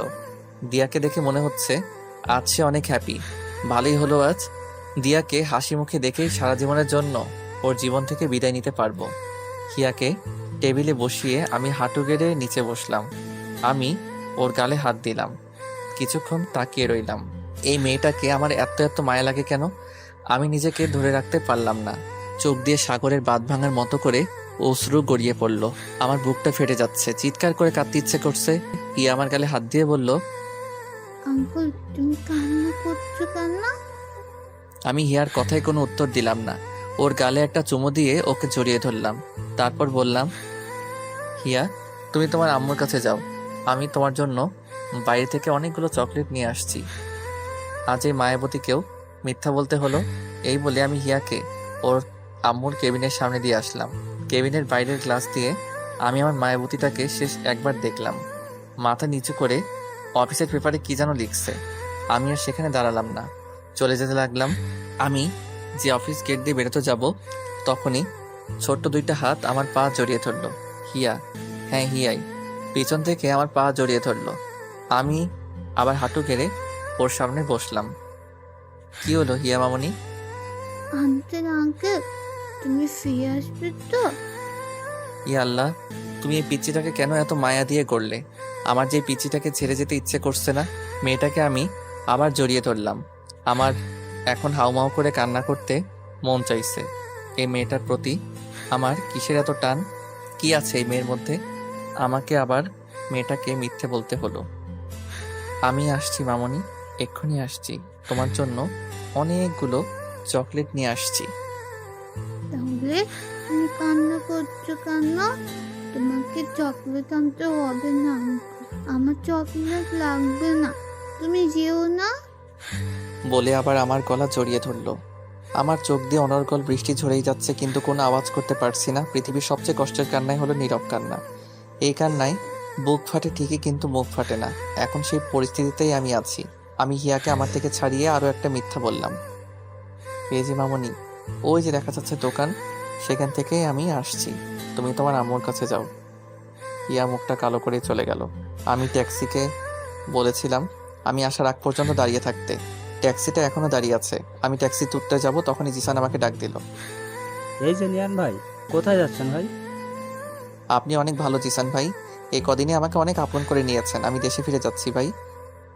মানে এই তো কদিন হলো এখানে আসছেন। আমি আর এদেশে থাকতে চাই না ভাই। আসি ভাই, ভালো থাকবেন। এই বলে আমি ট্যাক্সিতে উঠে গেলাম। এদিকে হিয়া নিয়ান চলে যাওয়ার পর ওর আম্মুর ক্যাবিনে যায়। নিয়ান যেখানে বসে কাজ করতো সেখানে বসে। আধা ঘন্টা হয়ে গেল, নিয়ান এখন আসছে না। এদিকে দিয়া ভাবলো একবার ওদের দেখে আসে। দিয়া ক্যাবিন থেকে বের হয়ে এসে দেখে হিয়া একা একা গালে হাত দিয়ে বসে আছে। দিয়া এগিয়ে গিয়ে বলল, তোমার আঙ্কেল কই গেছে হিয়া? আমার জন্য চকলেট আনতে গেছে, কিন্তু জানো আম্মু, আঙ্কেল সে কখন গেছে, এখনো আসছে না। আর জানো আম্মু, আঙ্কেল বাড়িতে যাওয়ার সময় অনেক কান্না করছে। দিয়ার বুক ধুক করে উঠল। নিয়ান কান্না করলো কেন? তাহলে কি নিয়ান? দিয়া হিয়াকে কোলে নিয়ে জিশানের কাছে গেল। নিয়ানকে সে অনেকবার জিশানের সাথে দেখেছে। জিশান দিয়াকে দেখেই বসা থেকে উঠে দাঁড়ালো। ম্যাডাম কিছু বলবেন? নিয়ান কোথায় গেছে? নিয়ান ভাই তো আজ দেশে চলে যাচ্ছে। কি? এ বলে দিয়া হিয়াকে নিয়ে বেরিয়ে যেতে লাগলো। জিশান কিছুই বুঝতে পারলো না। নিয়ান দেশে চলে যাচ্ছে শুনে তার ম্যাডাম কেন এরকম রিয়াক্ট করলো। দিয়া নিজের গাড়িতে উঠে ড্রাইভারকে বলল, তাড়াতাড়ি এয়ারপোর্টে চলেন। দিয়াকে কান্না করতে দেখে হিয়া জিজ্ঞেস করলো, আম্মু তুমি কান্না করছো কেন? আর আঙ্কেল কই গেছে? কোথাও যাই নাই মা, আমরা এক্ষুনি খুঁজে বের করব। বলেই হিয়াকে জড়িয়ে ধরে কান্না করতে লাগলো দিয়া। ড্রাইভারকে বলল, আর একটু জোরে চালান না। ড্রাইভার গাড়ির স্পিড অনেক বাড়িয়ে দিল। আমার পাসপোর্ট ভিসা চেক করছিল একজন গার্ড। আমি এক্ষুনি এয়ারপোর্টের ভিতরে ঢুকে যাব, আর বেশিক্ষণ বাকি নাই আমার ফ্লাইট ছাড়তে। গার্ড আমার সব কিছু চেক করে বলল আমার সব কিছু ঠিক আছে, আমি এখন ভিতরে যেতে পারি। আমি যেই ভিতরে যাওয়ার জন্য পা বাড়ালাম, হঠাৎ পিছন থেকে কে যেন আমাকে জড়িয়ে ধরলো। আমি পিছনে ফিরে তাকাতেই দেখলাম দিয়া। দিয়া, তুমি এখানে? একাই চলে যাচ্ছ? তোমার বউকে আর তোমার মেয়েকে নিয়ে যাবে না একসাথে করে? আমার মেয়ে মানে? হিয়া তোমার মেয়ে। সেদিন তুমি যখন আমাকে পিলটা দিয়েছিলে সেদিন আমি খাইনি, ফেলে দিয়েছিলাম। দিয়ার কথা শুনে খুশিতে আমার কান্না চলে আসলো। আমি দিয়ার দুই গালে হাত দিয়ে চোখের পানি ফেলতে ফেলতে বললাম, ইয়া আমার মেয়ে, আমার মেয়ে। এই বলে আমি দিয়াকে জড়িয়ে ধরলাম। দিয়াও কান্না করছে। তারপর আমার থেকে নিজেকে ছাড়িয়ে বলল, এই ছাড়ো ছাড়ো, কি করছো? সবাই দেখছে। আমার বউকে আমি জড়িয়ে ধরেছি, তাতে কার কি? তাই বলে মানুষ কি ফ্রিতে সিনেমা দেখাবে?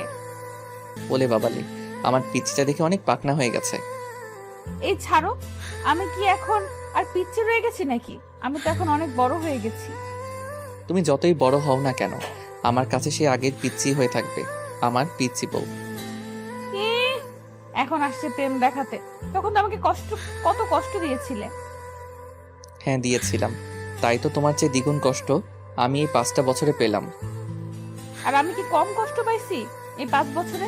জানো, প্রত্যেক দিন তোমার কথা মনে পড়তো, তোমাকে অনেক মিস করতাম। তাই প্রত্যেক দিন তোমাকে ফোন দিতাম, শুধুমাত্র তোমার মুখ থেকে একটা শব্দ শোনার জন্য।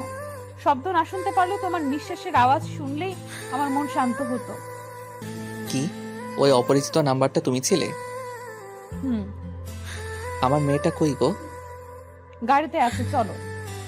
গাড়ির ভিতরে ঢুকতেই ইয়া আমাকে দেখে আঙ্কেল আঙ্কেল বলে জড়িয়ে ধরলো। আমি বললাম, আঙ্কেল না মামুনি আব্বু বলো। আব্বু কেন? এখন থেকে আব্বুই বলবে। আমি হিয়াকে আমার কোলে নিয়ে ওর চোখে মুখে অনেকগুলো চুমু দিলাম। দিয়া আমাদের বাবা মেয়ের মিলন দেখে হাসতে লাগলো। আমি হিয়াকে বললাম, চলো আম্মু, আমরা এখন বাংলাদেশে যাব। বলে আমি হিয়াকে কোলে নিয়ে গাড়ি থেকে নেমে দিয়ার হাত ধরে টানতে লাগলাম। দিয়া বলল, এই কোথায় যাচ্ছ? কেন, দেশে যাবা না? পাসপোর্ট টিকিট ছাড়া কিভাবে যাব আমরা? ও, আমি তো ভুলে গেছিলাম। তো এখন আমরা কই যাব? আমি যে বাড়িতে আমার জীবনের 5টা বছর কাটিয়েছি সেই বাড়িতে। ওদের থেকেও তো বিদায় নিতে হবে।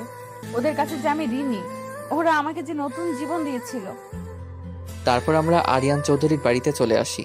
আরিয়ান চৌধুরী ও তার মা আমাকে দেখে আমার দিকে অবাক চোখে তাকিয়ে আছেন। আরিয়ান চৌধুরী আমাকে প্রশ্ন করলো, আপনি এখানে? হয়তো আমাকে আগে ফুটেতে দেখেছে, তাই প্রথম দেখাতেই চিনে ফেললো। তারপর দিয়া ওদের সবকিছু বুঝিয়ে বলল। আরিয়ান চৌধুরী দিয়ার কথা শুনে মুখটা মলিন করে কিছুক্ষণ দাঁড়িয়ে রইল। তারপর আমাদের বলল, আচ্ছা, তাহলে আজ না হয় তোমরা এখানে থাকো। এর ভিতরে আমি দিয়া আর হিয়ার পাসপোর্ট টিকিটের ব্যবস্থা করে ফেলছি।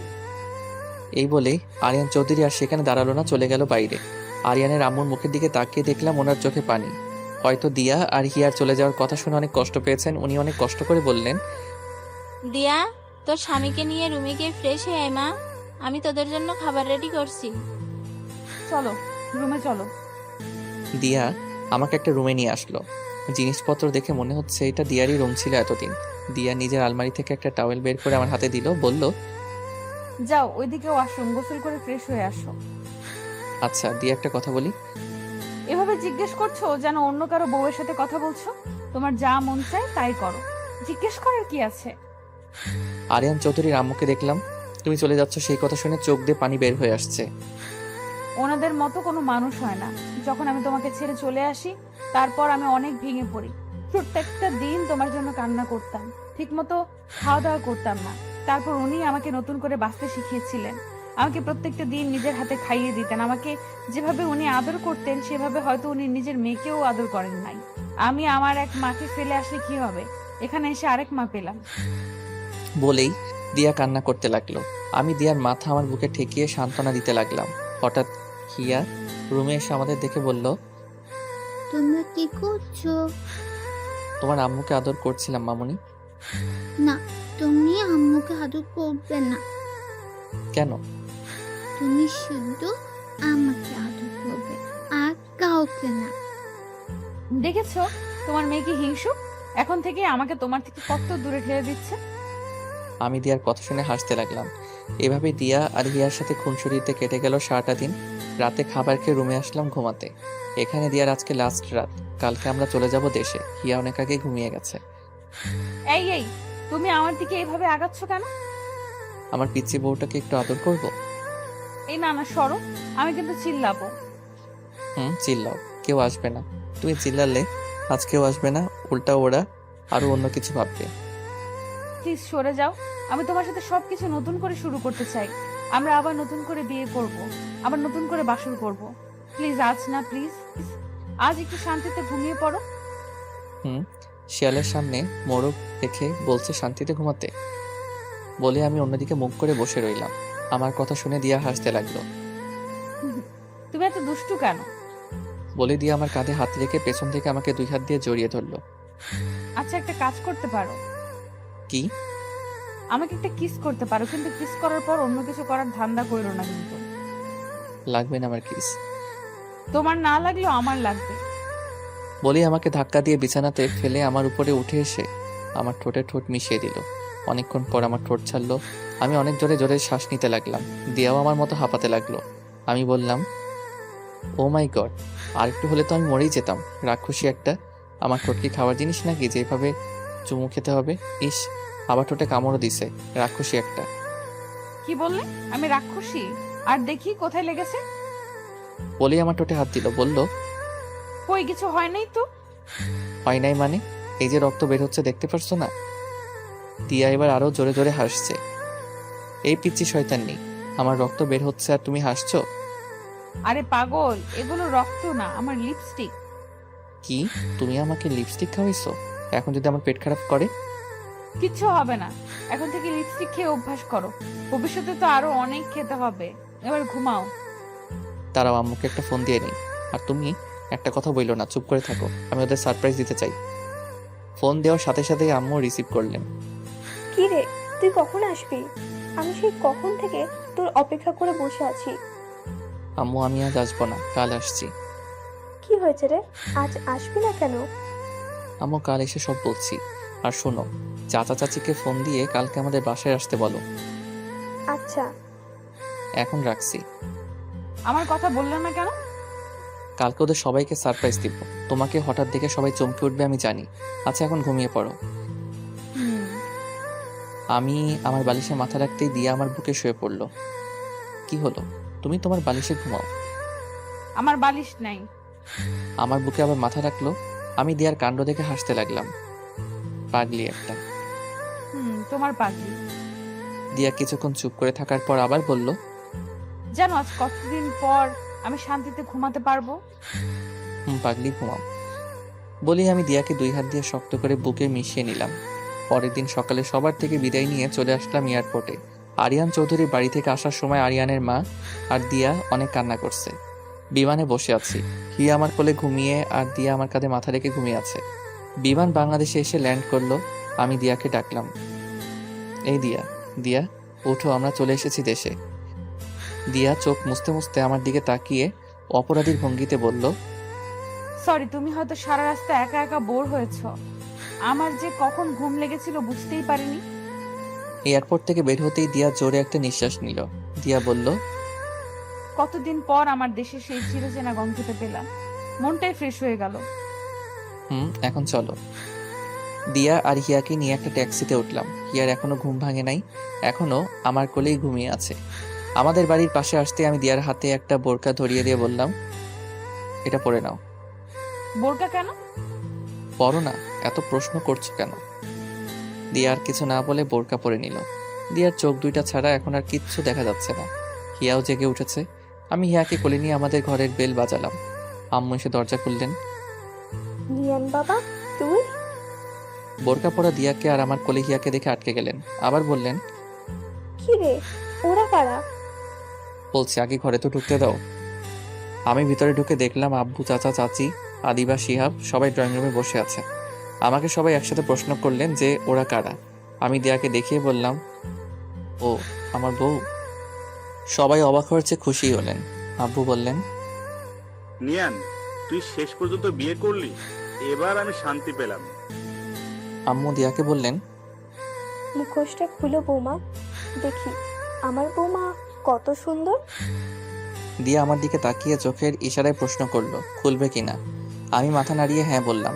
দিয়া নেকআপটার পিছনে হাত দিয়ে ফিতাটা খুললো। খুলে আস্তে আস্তে মুখ থেকে নেকআপটা সরালো।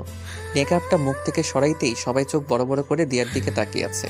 দিয়াকে চিনতে ওদের কিছুটা কষ্ট হচ্ছে, কারণ এই 5 বছরে দিয়া অনেক পাল্টে গেছে। সবার চিনতে কষ্ট হলেও চাচা ঠিকই চিনে নিলেন। মুখ দিয়ে একটা শব্দ করলেন, দিয়া মা। চাচা দাঁড়াতে পারলেন না, সোফাতে বসে পড়লেন। চাচার মুখে দিয়া ডাক শুনে এবার সবাই চিনে গেল। চাচি দৌড়ে এসে দিয়াকে জড়িয়ে ধরে হাউমাউ করে দুজনেই কান্না করতে লাগলো। চাচা এখনো সোফাতে বসে আছেন আর চোখ দিয়ে অনর্গল পানি ফেলছেন। এবার দিয়া চাচিকে ছেড়ে ওর আব্বুর দিকে এগিয়ে যেতে লাগলো। চাচার পাশে গিয়ে ধপাস করে বসে পড়লো চাচার পায়ের কাছে। চাচা দিয়ার থেকে মুখ ফিরিয়ে বসে আছেন। দিয়া এবার চাচার পা জড়িয়ে হাউমাউ করে কান্না করতে লাগলো আর বলতে লাগলো, আমাকে মাফ করে দাও বাবা, আমাকে তুমি মাফ করে দাও। চাচার পায়ে মাথা ঠেকিয়ে কান্না করছে। দিয়ার কান্না দেখে আমিও নিজেকে ধরে রাখতে পারলাম না। চোখ দিয়ে কয়েক ফোঁটা পানি গড়িয়ে পড়ল। আশেপাশে সবাই দিয়ার কান্না দেখে কান্না করছে। এবার চাচা নিজেকে ধরে রাখতে পারলেন না। দিয়াকে নিজের পা থেকে তুলে জড়িয়ে ধরে হাউমাউ করে কান্না করতে লাগলেন। কিছুক্ষণ কান্না করার পর দিয়াকে ছেড়ে ওর কপালে একটা চুমু খেলেন। এতক্ষণ দিয়াকে পেয়ে হিয়াকে কেউ খেয়াল করেনি। হিয়া আমার কোলে আছে। আম্মু বললেন, ও কে রে? আম্মু আমাদের মেয়ে। কি বললি? ও আমাদের দিদি ভাই? আম্মু। আম্মু হিয়াকে আমার কোল থেকে নিতে চাইলেন, কিন্তু হিয়া গেল না। আমি হিয়াকে বললাম, যাও মামনি, উনি তোমার দাদি। আমার কথা শুনে এবার হিয়া আম্মুর কোলে গেল। আম্মু হিয়ার চোখে মুখে অনেকগুলো চুমু খেলেন। হিয়াকে নিয়ে সবাই কাড়াকাড়ি করতে লাগলো। একজনের কোল থেকে আরেকজন নিচ্ছে, সবাই অনেক খুশি। আমি ওদের দেখে হাসতে লাগলাম। এবারে কতদিন পর এরকম হাসি খুশি দেখতে লাগলো। আমি দিয়ার পাশে গিয়ে ওরে কানে কানে বললাম, আমার সেদিনের ভুলের জন্য সবাই কত খুশি, কিন্তু আফসোস সেদিনের ঘটনা আমার কিচ্ছু মনে নেই। তখন আমি কিছুই ফিল করতে পারি নাই। সমস্যা নাই, সেদিন ফিল করতে পারি নাই তো কি হয়েছে, আজ আবার সবকিছু নতুন করে ফিল করে নিব। এই সরো, তোমার কি লজ্জা শরম নাই? সবাই আছে তো। আরে আমি কি সবাইকে শুনিয়ে বললাম নাকি? আমি তো তোমার কানে কানেই বললাম। রাতে কাজে এনে নতুন করে আবার আমাদের বিয়ে হলো। আজ আবার বাসর ঘর সাজানো হলো। এই নিয়ে 3টা বাসর হবে আমাদের, কিন্তু ওই 2টা ছিল অপূর্ণ বাসরাত। আজ হবে আমাদের আসল বাসরাত। দিয়া আগে থেকে বাসর ঘরে গিয়ে বসে আছে। আমি হিয়াকে খুঁজতে লাগলাম। আম্মুকে জিজ্ঞেস করতেই বললেন আদিবার রুমে আছে। আমি আদিবার রুমে এসে বললাম, ওই আদিবা, হিয়া কই? এই যে ও ঘুমিয়ে আছে। আচ্ছা দে, আমি ওকে নিয়ে যাই। আরে ভাইয়া না না, ও আমার কাছেই থাকো। তুমি যাও, গিয়ে তোমার কাজ করো। আমি আবার এখন কি কাজ করব? কেন ভাইয়া, আজ না তোমার বাসর রাত? বাসর রাতে মানুষ কি কাজ করে? ওই বড়ি, এত পাকনা পাকনা কথা বলছিস কেন? হিয়ার দিকে খেয়াল রাখিস। তোমাকে বলতে হবে না, তুমি তোমার কাজে যাও। আমি আদিবার মাথায় একটা থাপ্পড় দিয়ে বেরিয়ে গেলাম। আমার রুমের দরজার পাশে এসে দাঁড়িয়ে আছি। ভিতরে ঢুকতে কেন জানি আমার ভয় করছে। বুকে 3বার থুতু দিয়ে রুমে ঢুকেই গেলাম, কিন্তু দিয়া কই গেল? ভাবলাম বাথরুমে হয়তো গেছে, কিন্তু বাথরুমের পাশে গিয়ে দেখি দরজা খোলা, ভিতরে কেউ নাই। আমি এবার দিয়াকে ডাকতে লাগলাম, এই দিয়া, দিয়া, এই বউ, এই পিচ্ছি বউ, এই পিচ্ছি শয়তানি, কই গেলা? হঠাৎ দিয়া বেলকনি থেকে দৌড়ে বেরিয়ে আসলো, এসে আমার সামনে দাঁড়ালো। আমি বললাম, তুমি বেলকনিতে ছিলে? এতক্ষণ ধরে ডাকলাম, শুনলেন না কেন? তোমার মুখে পিচ্ছি শয়তানের ডাক্তার শুনতে চেয়েছিলাম, তাই চুপ করেছিলাম। ওরে আমার পিচ্ছি শয়তানি রে বলে দিয়াকে পাজাগোলা করে কোলে নিলাম। আমি বললাম, ওরে বাবারে, তুমি এত ভারী হয়েছো কি করে? দিয়াকে কোলে নিয়ে বিছানাতে নামিয়ে হাত নাড়াতে নাড়াতে বললাম, আমার হাত 2টা গেল। এত মোটু কেন তুমি? উফ। কি বললা? আমি মোটু? তুমি মোটু, তোমার বাপ মোটু, তোমার 14 গোষ্ঠী মোটু। তুমিও তো আমার 14 গোষ্ঠীর মধ্যে একজন। সরো এখান থেকে, তোমার সাথে আমার কথা নাই। বলে আমার থেকে মুখ ঘুরিয়ে বসে রইল। আমি দিয়াকে আমার দিকে ঘুরিয়ে ওর গাল টিপে বললাম, ওলে বাবালে, আমার পিচ্ছি বোটা রাগ করছে। আচ্ছা সরি, ওই দেখো কান ধরছি। 1 2 3। হয়েছে, আর কান ধরতে হবে না, ওঠো। আচ্ছা দিয়া, সেদিন রাতে আমাদের মধ্যে কি কি হয়েছিল গো? আমার তো কিছুই মনে নেই, শুধু এটাই মনে আছে যখন আমি তোমার দিয়ে আমার মুখে হাত দিয়ে আমার মুখ আটকে দিল আর বলল, চুপ করো, তোমার মুখে কিচ্ছু আটকায় না। না আটকায় না, তোমার সামনে আমার কোনো কথাই আটকায় না। আমার একটা তোমার মতো কিউট বাবু লাগবে। তো আমি কি করতে পারি? কি করবে মানে? তুমি জানো না কি করবে? না, আমি তো জানি না কি করব, তুমি বলে দাও কি করতে হবে। যাও, খবিশ কোথাকার, আমি বলতে পারবো না। তাহলে আমিও কিছু করতে পারবো না। তোমাকে কিছু করতে হবে না, আমিই করছি। বলে আমাকে ধাক্কা দিয়ে বিছানাতে ফেলে দিল। আমি বললাম, দাঁড়াও দাঁড়াও, তোমার কিছু বলতে না দিল না, ঠোঁটে ঠোঁট মিশিয়ে দিল। আমি ওকে ছাড়িয়ে বললাম, শিট, আজকেও লিপস্টিক খাইয়ে ছাড়লে? আমি এক হাত দিয়ে আমার ঠোঁট আর এক হাত দিয়ে আমার টি-শার্টের মাথা দিয়ে দিয়ার ঠোঁট মুছে এবার দিয়া আমি ধাক্কা দিয়ে বিছানাতে ফেললাম। ওর ঠোঁটে আমার ঠোঁট মিশিয়ে দিলাম, ওর ঠোঁট ছেড়ে এবার ঠোঁট নিতে চুমু খেলাম, এবার চোখে গলায় ঘাড়ে চুমোতে চুমোতে ভরিয়ে দিলাম। আজ আমার প্রতিটা স্পর্শে দিয়া কেঁপে কেঁপে উঠছে। এইভাবে আমরা দুজনের ভালোবাসা মিশে হারিয়ে গেলাম অতল সমুদ্রে। যে সমুদ্রে যেতে হলে লাগবে প্রচুর ভালোবাসার সাথে ভালোবাসার মানুষ। রাতে হঠাৎ আমার ঘুম ভেঙে গেল। পাশে হাত দিয়ে দেখি দিয়া নাই। মেয়েটা গেল কই? আমি একটা 3/4 পরে টি-শার্টটা খুঁজতে লাগলাম। পাশে টি-শার্ট না পেয়ে খালি গায়ে বেলকনির দিকে যেতে লাগলাম। বেলকনিতে আসতেই দেখলাম পাগলিটা আনমনে দাঁড়িয়ে আছে, বাতাসে চুল উঠছে, গায়ে আমার টি-শার্টটা। হয়তো হাতের কাছে কিছু না পেয়ে আমার টি-শার্ট পরে এসেছে। আমি পিছন থেকে গিয়ে দিয়াকে জড়িয়ে ধরলাম। হুট করে কারো হাতের ছোঁয়া পেয়ে দিয়া ধরপড়ে উঠল। আমি বললাম, আর এভাবে লাফ দিলে কেন? ও তুমি হুট করে এভাবে জড়িয়ে ধরলে তো ভয় পাবোই। এতটা তো আমার পিচ্ছি শয়তানিটা এখানে কেন? আজ আমার জীবনের সবচেয়ে সুখের রাত। এই রাত আমি ঘুমিয়ে কাটাতে চাই না। তাহলে আমাকে ডাকলে না কেন? তুমি অনেক সুন্দর করে ঘুমাচ্ছিলে, তাই ডাকতে ইচ্ছে করে নাই। চলো তাহলে এই সুখের রাতে সুখ ভরিয়ে দেই। এই বলে আমি দিয়াকে কোলে নিয়ে বিছানায় আসলাম। আবারও হারিয়ে গেলাম সুখের রাজ্যে।